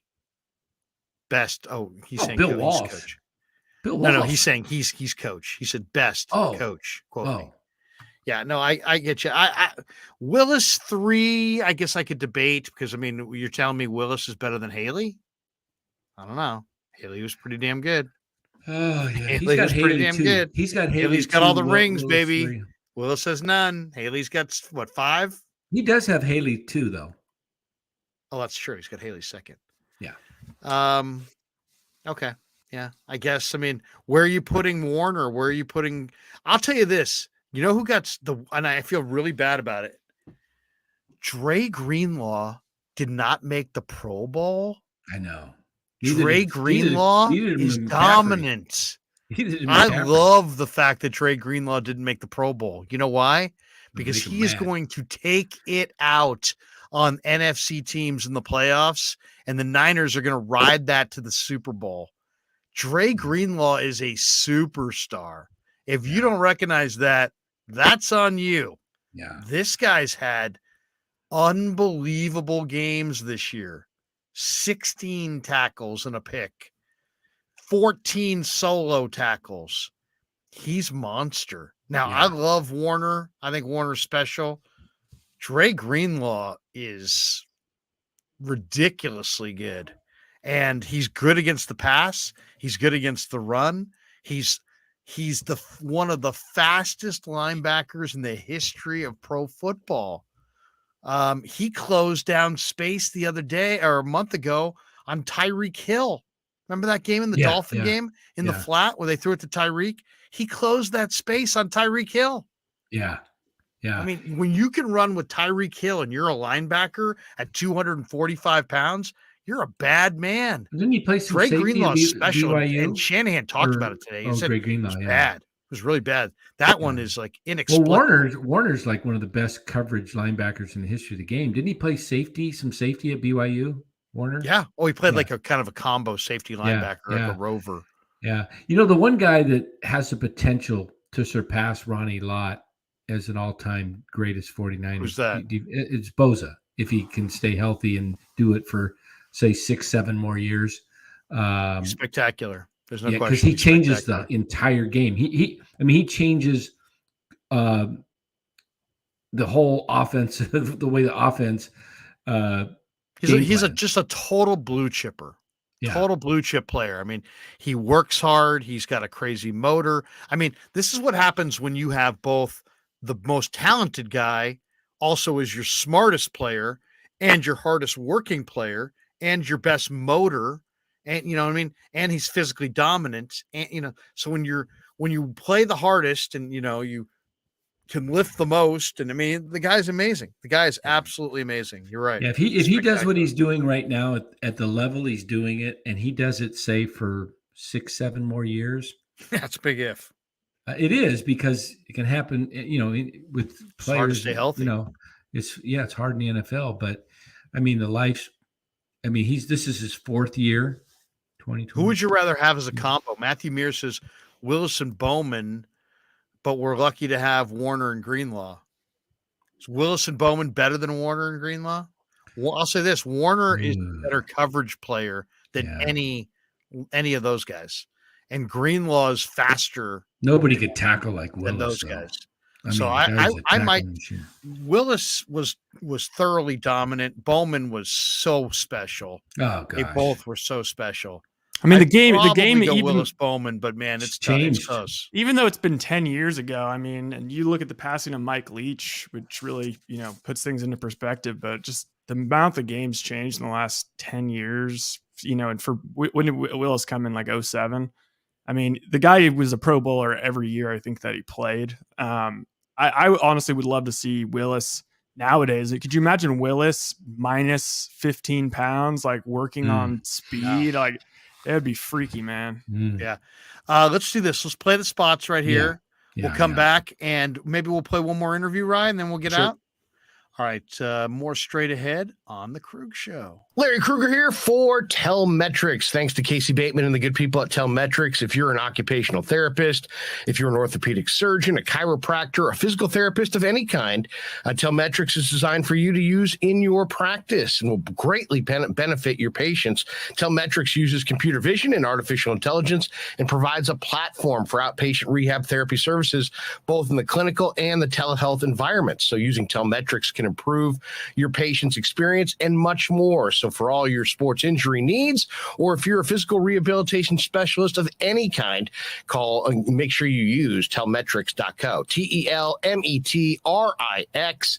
Telmetrix.co. And thanks to Casey Bateman and all the good people at Telmetrics for being a proud sponsor of the Krueg. I'd like to thank our sponsor, Dan Coccimilgio. Dan is a buddy, and he is a phenomenal retirement planning specialist. And you can contact him today at Secure Money securmoney.com, or it is number 925-628-9966. There's a lot of uncertainty in our world right now, and you want to make sure that your money is secure. That is the key. Danny's got 25 years of experience, born and raised right here in the Bay Area, and he can help you get an immediate 10% premium bonus on your principal retirement account. So give him a call, 925-628-9966. He'll make an appointment with you, and you can sit down. It's not a one-size-fits-all kind of a deal. He'll consult with you and come up with a strategy to get you going to where you want to be. Once again, 925-628-9966, securemoney.com on the web. And thanks to Tony Cassera and the good people at Cassera's Italian Menswear. They are housing the Krueg Show t-shirts, and they're a proud sponsor of the show as well. The Krueg Show t-shirt, the Krueg Show podcast t-shirt is available there at their store in Dublin. Their address is 7372 San Ramon Road in Dublin, California. And go see Tony Cassera and get yourself a Krueg Show t-shirt and support the show. And special thanks to our sponsor, New York Style Italian Sausage. That's right, NewYorkStyleSausage.com is their website. Phenomenal product, whether it's the breakfast sausage, the Italian mild, the Italian spicy, the chorizo. You cannot go wrong with New York Style Italian Sausage. Once again, NewYorkStyleSausage.com. Often imitated, never equaled.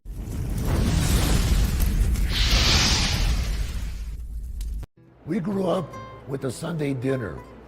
That means no matter how busy you were, no matter where the hell you were, you came to dinner on a Sunday night. Yeah, Sunday dinner without sausage, it's like a church without God. You know, how can you go to church if you don't believe in God? You know, and along with the sausage also became the discussions. That was discussion night. You know, it wasn't a typical family that you sit there and you're quiet, you know, and you don't talk with a mouthful. Oh no, man. Italians talk when they're eating. Italians even talk when they're sleeping.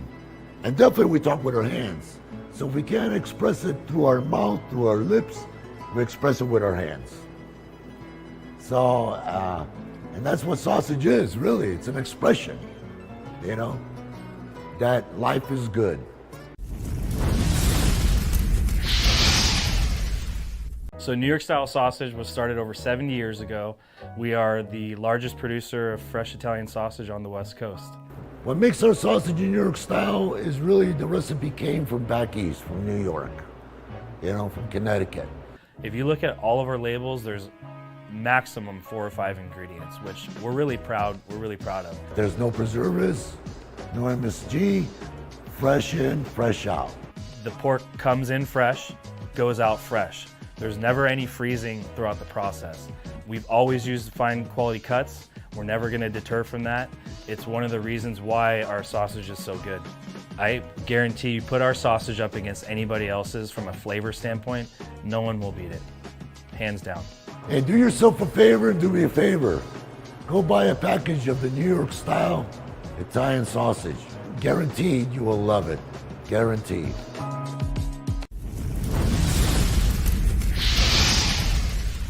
Hey Pasquale, Dan Coccimilgio here for the Krueg Show. Just picked up for the very first time some of your New York style Italian sausage here at Sam's Club in Arizona. My wife just cooked it and I'm about to take a bite.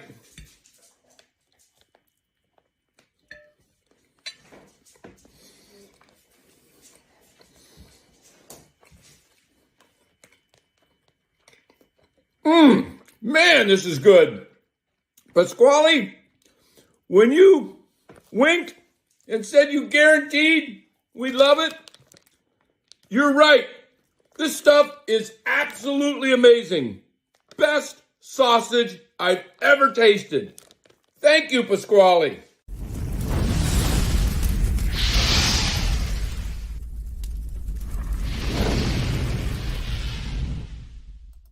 All right, welcome back to the Krueg Show. Larry Krueger, Dan Coccimilgio, Ryan Smith with you. Greg T says, please remove the title over the ad. I can't see the number. I cannot see the number, Greg says. Danny, where's Danny? Paging Dan Coccimilgio. Dan Coccimilgio, white courtesy telephone. Dan Coccimilgio, white courtesy telephone. We'll have Greg, when Danny comes back on the screen here, we'll ask him where he's been. And also we'll get that phone number. We'll get that phone number because Danny is the sponsor. So we will throw that in there, or one of the sponsors, I should say. We went down to New York style Italian sausage today and talked to Pasquale. Rye, what'd you think of your first meeting with Pasquale? It was an amazing encounter. Oh, he's so much like it's amazing because he actually is like way cooler than you even though I thought he was like the coolest guy and I was more nervous to talk to him than any player in the locker room. He seriously is just the man, and he's exactly what you would hope, and he's super authentic. You can tell, and yeah, he's the absolute man. Gave us so many sausages. We just made a bunch of sausage based dinner over here. So yeah, I made some pasta, some pizza. Dude, how many packages of sausage was it? I think it's 16. 16 packages of sausage. I mean, he loaded us up with boxes of sausage. I mean, I may not have a lot of knowledge, but I got a lot of sausage. a lot. I got a lot of sausage. I know a guy who knows a guy who might be able to find you any kind of sausage you're looking for. You want hot? I got it. You want mild? I got that. You want breakfast sausage, Christmas sausage? You want maple sausage? You want, you name it, I got it. I got it. We got a lot of sausage. And it was good to see Pasquale. We got this one, Brandon Vincent. Pasquale is literally a living fossil. They don't make them like that anymore. Does Pasquale have a son named Frankie? I don't know. Oh, and that's also, he was with another guy that was just the most Italian looking guy I've ever seen. And he told us this, well, he could barely speak English. And he told us this anecdote. I guess the guy's like an expert marble maker. And he did Pasquale's entire bathroom. And he just like marbled it out and put like the Versace logo like above his marbled tub with like the lion. And it just sounds insane. I told Pasquale he should do a live stream join us on the live stream from his bathroom. Pasquale did not disappoint. Dan's acting in the commercial for the New York style Italian sausage company is amazing. MKA. Jeremy Lopez. Larry always cracks up during this. I do. I do crack up. I crack up when Danny does his thing because there's such a delayed response from when he puts it in his mouth. He doesn't go, let's take a bite. That's good. It's like, let's take a bite.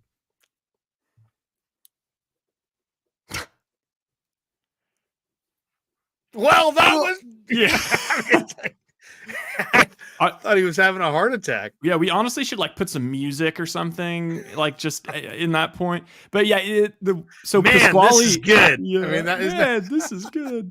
But yeah, Pasquale also like he has no idea like what the hell this is. Like it's like it's radio, what internet video, what? We asked him if he'd come on. He's gonna come on. Yeah, he's gonna come on, and we need everyone to show up and show him the love. We told him that he's like going to be bigger than like most guests, like any like sports guest we'd get. So. Brandon says Dan's eating the sausage as we speak. Danny, what is your phone number? Somebody got mad at me in the middle of your ad. I had a chat over your phone number. Oh, really? So what is the phone number? Oh yeah, it's 925-628-9966. There you go. 925-628-9966. Sounds good. Humble season ticket salesman. Ryan looks shook. Does he owe Pasquale money? I definitely was zoning out there for what I was texting the old lady. Hey, Spider 8. Did Pasquale put Ryan in a headlock? No. Yeah. It was good though to meet Pasquale, and I've met him before, but it was great to see him. And did you play the Pasquale today? Did you video some Pasquale? We didn't interview him today, but what we're going to do is we're going to do sound bites where Pasquale's like, get the hell out of here, and we're going to, and maybe an intro like that's Dan Coccimilgio, Ryan Smith, and Larry Krueger. We'll get him to do some sounders That was Oh, hilarious. it's going to be when you epic. guys- We'll turn it into the open. The whole diatribe that everyone now has, or the whole commercial that everyone now has like famously memorized. He also said like, yeah, like, you know, well, one of my kids, you know, friends came over, wanted to film this commercial. I told him, you know, don't give me any script or tell me what to say. You know, I'm just gonna start talking. If you don't like it, you know, go fuck yourself. yeah, it's awesome. Did- Absolutely did- awesome. Has So he it was seen very that? cool. It was the highlight of my day meeting. It's like me and Rye on a foggy day meeting these two Italian guys, and they're handing us boxes. I mean, it looked very suspicious. It was. If anybody had been filming, did you guys it, pick up some sausage? Yes, we went. my We went. God, We picked man. up sausage. Oh, nice. Danny, you missed it. We so each much got sausage. 16 boxes What? of sausage. 16 packages of sausage. Wait, I gotta the bring one I you the- had. The one package I had, you got 16 of those? Well, you know how like there's a package of sausages? We got 16 of. Well, actually, you've got a bigger bag from Costco that I think has like how many were in there? Oh gosh, I don't remember, but there's over 12. No, I don't know if Graves More? is still in the chat. He might know because I'm out. I think because he buys them. You're out. I know a guy who might be able to hook you up. I know a guy. Anyway, it's a lot of sausage. This is the one I'm interested to try. That's the holiday Christmas sausage, right? Holiday Yeah. sausage. I don't know what it constitutes, what you put it in, what you do with it, but It's just holiday. yeah, You just around the holidays you make it. Doesn't say if you make it for breakfast, lunch, or dinner. It's just holiday sausage. like it's definitely the size of the breakfast sausages. It looks like the size of the breakfast sausage. But here's my question: Do you Is it have some there, savory? Ryan? Is it sweet? Yeah. Oh yeah, it's those. Okay. Here, let me The read you. Christmas sausage. This is okay. Ingredients: pork, provolone, cheese. So it goes in order. a little of cheese in What's there. the most in there? Yeah. So it's We pork, started talking about red provolone- wine. That was very popular. Yep, provolone, Ooh, I cheese, like that. wine, salt, Wine. spices, garlic, parsley. That is so basic. you Which know? one is? Which flavor is that one? It's the holiday sausage. Oh, the holiday sausage. Let me see the With package cheese. a little. Pull it back just a little bit. Those, they're a little smaller than the ones I They're had. like the maybe? size of the They're like the breakfast, breakfast sausages. Oh, okay. Yeah. You know the yeah. little smaller ones. You're I used had to them. those. I had right? the You know hot what? They dog might be like size. they might be like an appetizer, It's a smaller sausage. like a little right, a Danny? little You've seen ving, that. a little wiener on a stick or something. Pass them It's around. it's like the other sausage, just smaller. What? It's literally the exact same sausage, just smaller. Why am I cracking myself up? All right, let's play one more interview and then let's bolt for the door. I said we're getting out of here early, but I lied. I mean, we just can't do it. We just have to go 3 hours. It's just like we can't do a live stream for less than 3 hours. I don't know why. It's because I worked all those years 7 to 10, so it's like I can't. What can I say? I'm used to 3 hours. Plus, Greg it's T says size uninterrupted. matters. Size matters. Uninterrupted. There's hardly, no spots. Not like radio. I know. You get 3 hours of real packed information. And Matthew Mears says, I want to try that holiday blend. I've never seen that before. Larry, it's all blending together. Who did we get yesterday? We got T.Y. McGill, and I think there was another one that was really good. Josh Johnson. Do we have Josh Johnson? Give me 1 second. hey, what's going Let's on? play a little Josh Johnson, maybe if we can find it, and if not, we won't. But if we Is can, Purdy we'll play. 100%? Has they any reports on his rib and oblique? No, but you know what? When after the live stream's over, I'm going to go inside. Oh wait, and I'm going to play the I tape Warriors Brooklyn. I haven't watched it yet, but did you guys watch James Wiseman go for 30 points? He had 30 and 6. I watched it. Yeah, You did watch it? Pretty good. Yeah, I watched it. Yeah, it was hard to watch. I only watched They got destroyed. he was playing, but I was just kind of looking at him and When we're talking Kuminga to the had a Niner rough locker room, night. talking to Josh Johnson, Niners. Here we go. Should we play it right here? Here's Niners backup quarterback Josh Johnson. We have this super chat. Please answer my question. $5 super chat. Thanks. What was the question? Oh, here. Who? Wait. Let's. I can't see the judge. Oh, sorry. Let's see. Sorry, Mr. Krueger. I'm Sorry, Mr. asking Krueger. I'm asking if Vic Fangio's resume with the 49ers 2012 is a better coordinator than D'Amico next season? Can players buy in to Vic's style? It's not. I think Vic's is a really competent NFL coach. He's a really well thought of coach. He's actually hanging around the facility quite a bit this year and has a great relationship with the Yorks. I do think if D'Amico moves on, he'll be considered for the defensive coordinator position. The question is, Vic's usually had a 3-4 front, and the Niners have been a 4-3 front under Chris Kocherik, and they love Kocherik. So could Vic switch it up and go with a 4-3 defense? Because I don't think they're gonna switch back to a 3-4. So if Vic has to coach a 3-4, it may not be a fit, because I think they're going to stay with the 4-3. But I don't think Vic does have to stay with the 3-4. I think he's versatile enough that he can adapt to the talent and to the roster he has. So I would look for, I think D'Amico for sure gets a head coaching job this offseason. I think the 49ers will get draft pick compensation because of it. And I think Fangio is absolutely on the short list of defensive coordinator candidates. And I think he'd do a really good job. Is he better than D'Amico? He's more experienced than D'Amico. But I think D'Amico is really, really good.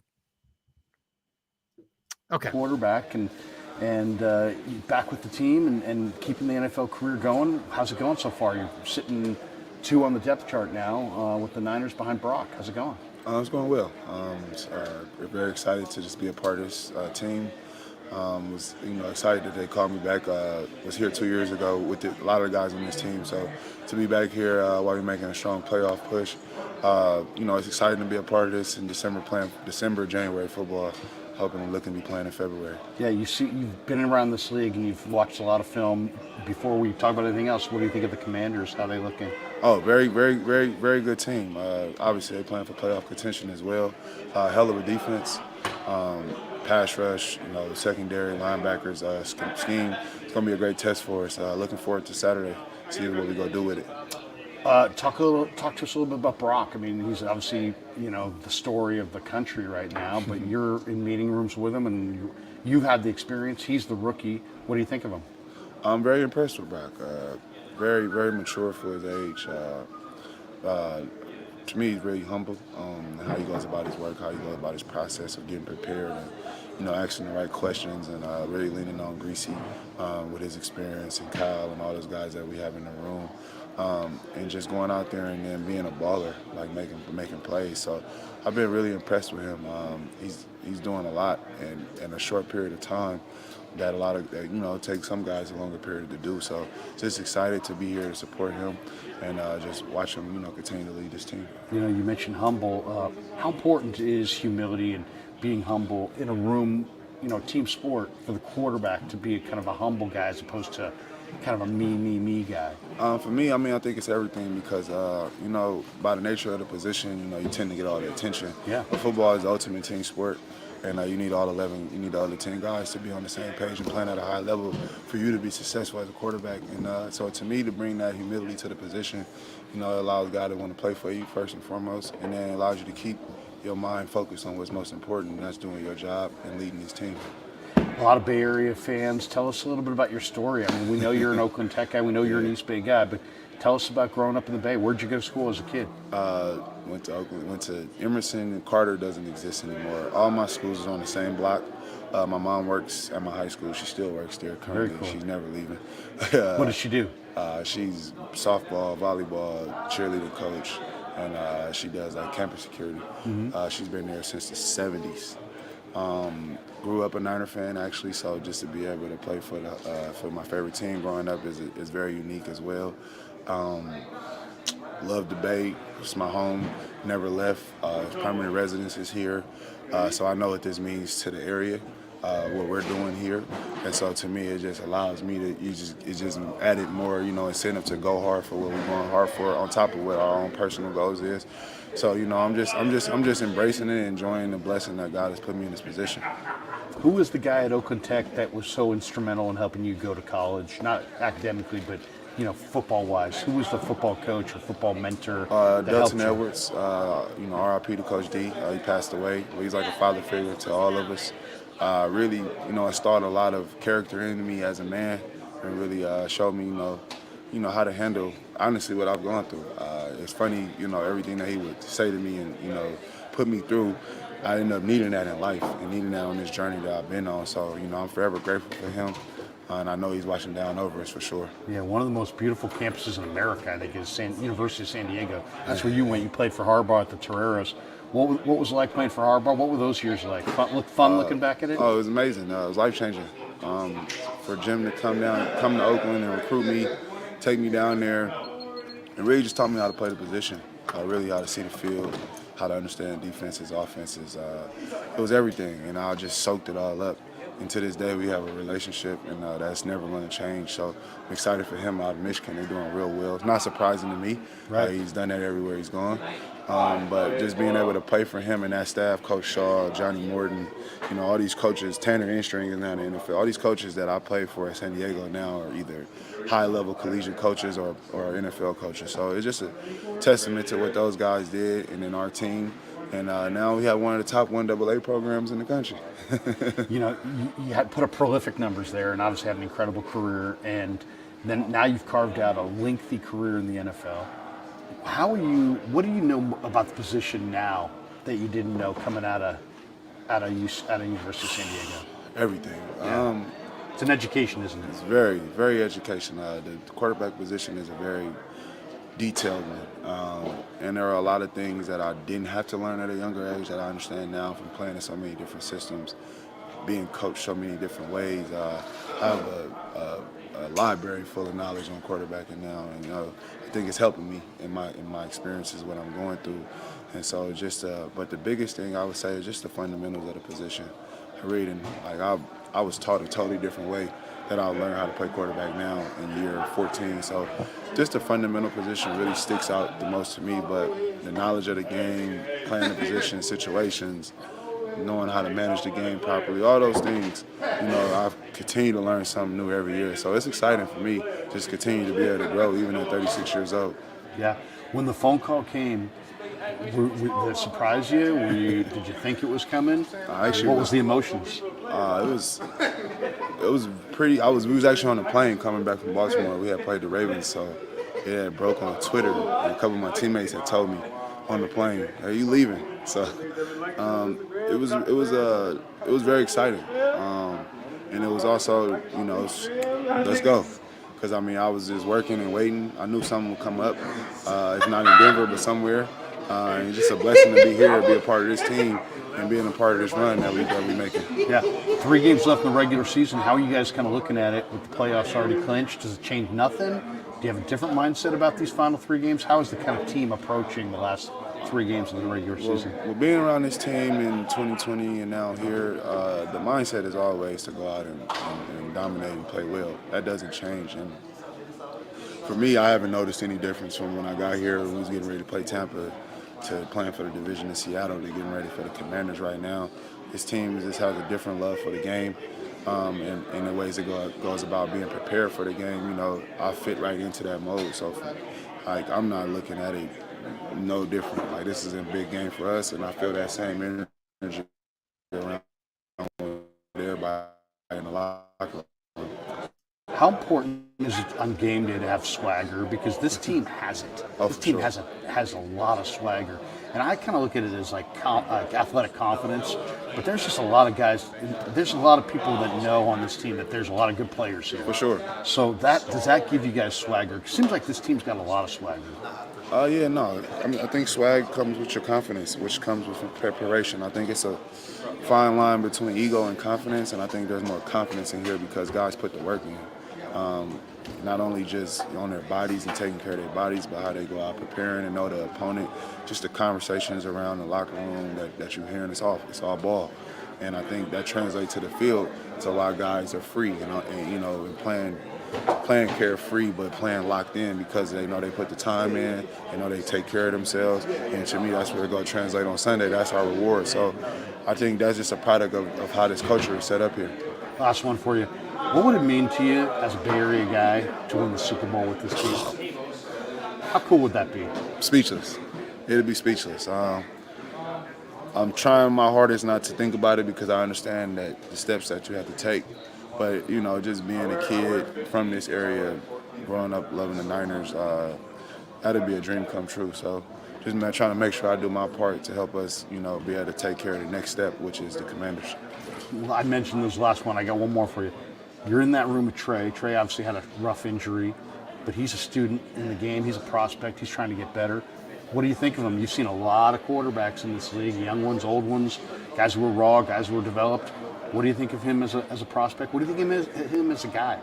I actually was here when he got drafted, so he's grown a lot, just mentally, ownership of the system, just the way he communicates in the room. You could tell like his knowledge of the game is there, and understanding what we're trying to do here with this system. And he's a hell of a talent. And I know it was a freak injury, but I know Trey will be just fine. Like I watched the film when he was playing, and I saw him getting ready to roll. That's what it looked like to me. So it was, I'm excited for his future. We've always kept in contact even when I left the team.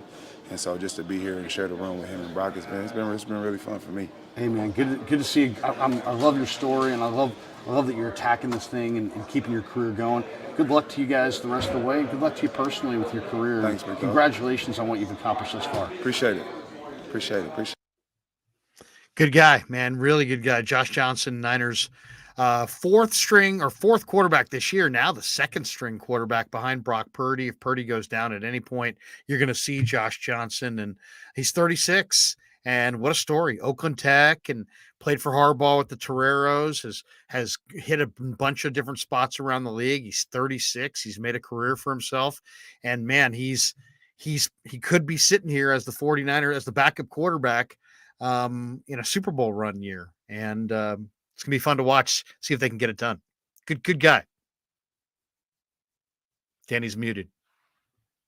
I was saying good guy. Yeah, I loved hearing him. That's cool. You know what I love about these interviews versus radio interviews or even TV interviews, where it might be a 30-second clip, maybe a 60-second clip.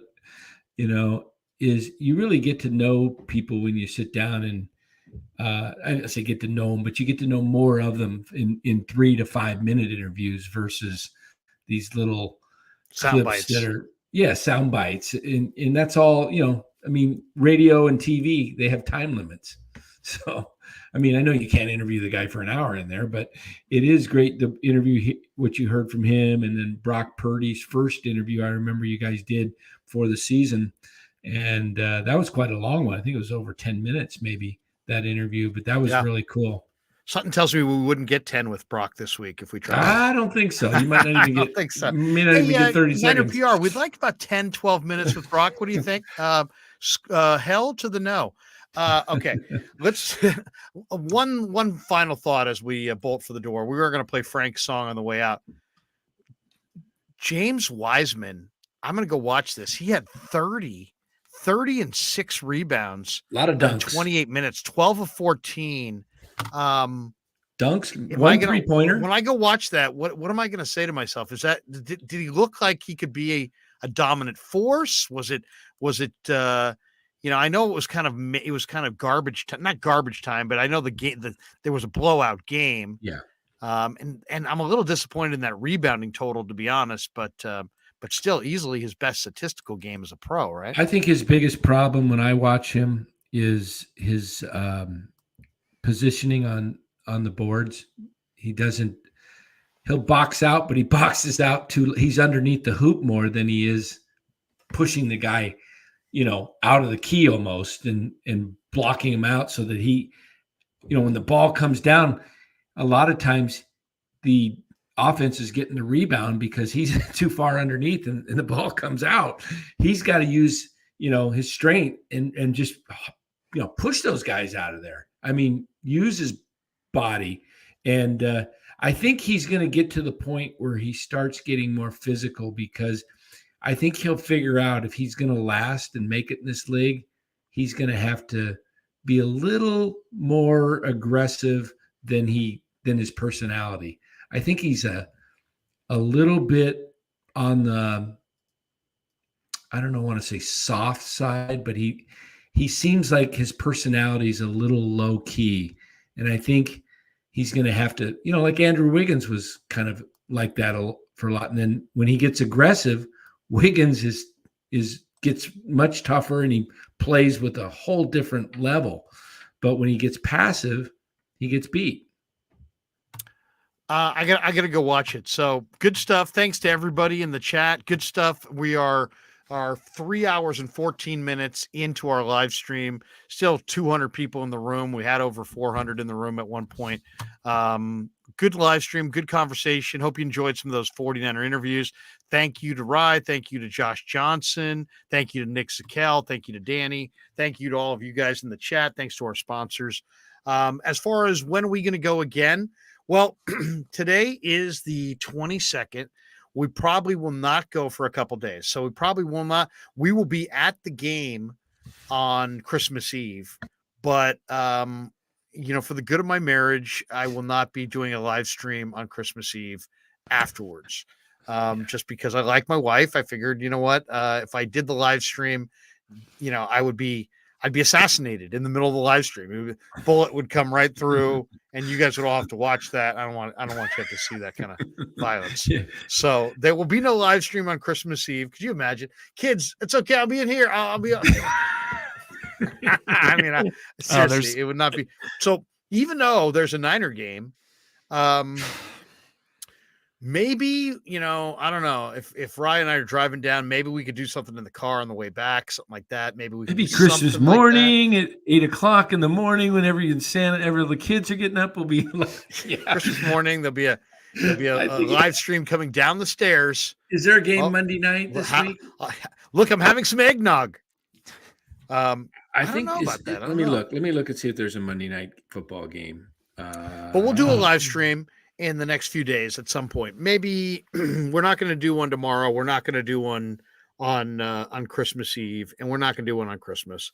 But we will pick it up the day after Christmas. Chargers Colts on Monday night football. What a bad game. Anything with the Colts right now is bad. Yeah, it's true. Yeah, and for me, I'm like, so my girlfriend's Jewish, so she's already doing me a huge solid by she's coming up here to celebrate Christmas with my family instead of going to Mexico with her family. They're just going on vacation. We're doing Christmas here, so she's already given that up. And the 24th is her birthday.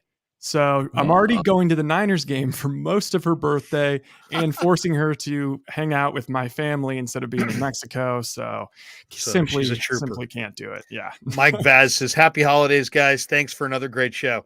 Yeah. We're getting towards the end of the year. We'll do more shows between now and the end of the year, but I just want to say that, at Christmas time, hope everybody has a great holiday season. Thank you for supporting the show. We've been doing that since March. We're really enjoying it.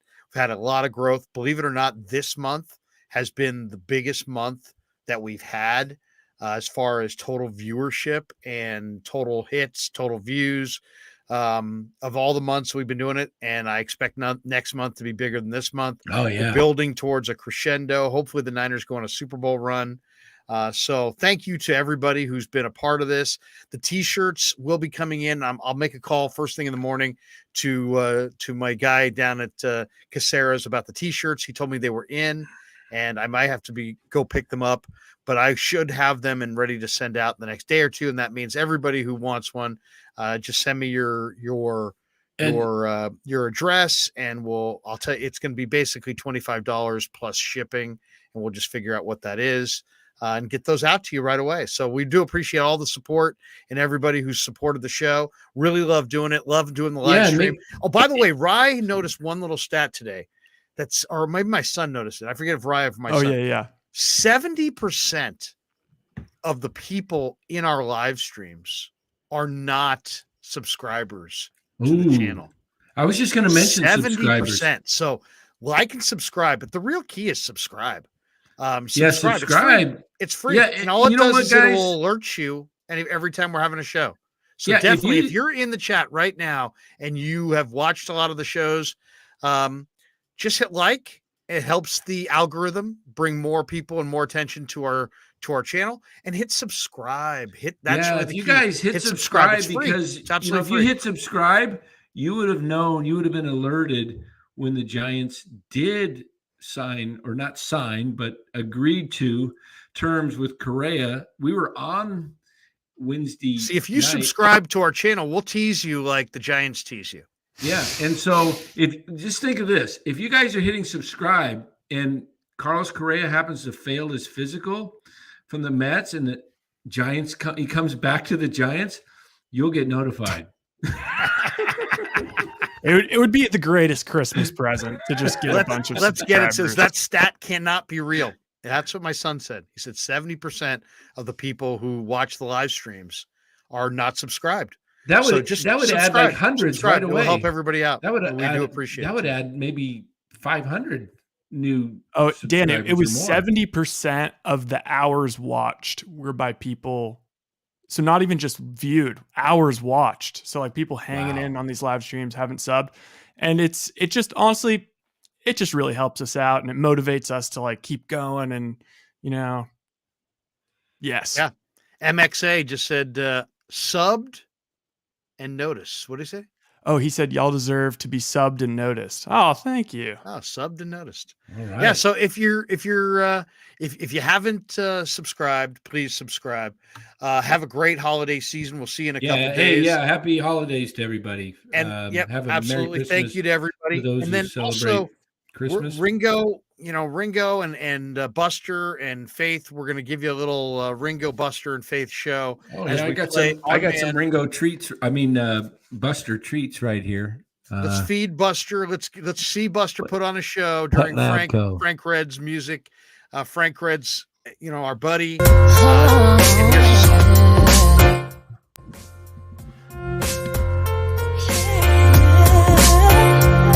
You miss your shot at life. You think there's nothing else for you to do. This ain't a tragedy, son. I know I've seen a few. You're not responsible for somebody else's thrill. Your integrity's intact and you're still trying to climb the hill. I was a lonely man. I never thought it would come true. But sometimes in life, all you have are your dreams and you. That's when you realize that life ain't standing still. Go ahead, take it. And all you can do is bow your head and accept God's will. But it's funny how it makes you feel. I said it's funny how it makes you feel. I said it's funny how it makes you feel. Life is but a thrill. He have no time for small talk. He didn't mince words, just sum the lyrics to the best song he ever heard. All his hopes and dreams had turned to despair. But what he was facing, there was no way to prepare. This came from a man who thought his life was ending. In his mind, it was serious. There was no pretending. He checked the clock on the wall before he said his goodbyes. Emitting tears, he has gone. See back into his eyes. He was old in life. There'll be no encore. He raised his hands to the heavens, put his knees on the floor. Don't have to be a genius to know he'd been blessed. He said he'd pay it forward and always do his best. At that moment, what he's been searching for became clear. He was here to serve those who living in fear. With his newfound enlightenment in the wind at his back, he's prepared to live out his life's final act. He was a rich man now. He had purpose in life. And to capture this feeling, you don't pay a price. Before we set up on his own, he made a pledge to get some wins and live his life against the grain to the bitter end. You miss your shot at life. You think there's nothing else for you to do. This ain't a tragedy, son. I know I've seen a few. You're not responsible for somebody else's thrill. Your integrity's intact and you're still trying to climb the hill. I was a lonely man. I never thought it would come true. But sometimes in life, all you have are your dreams and you. That's when you realize that life ain't standing still. And all you can do is bow your head and accept God's will. But it's funny how it makes you feel.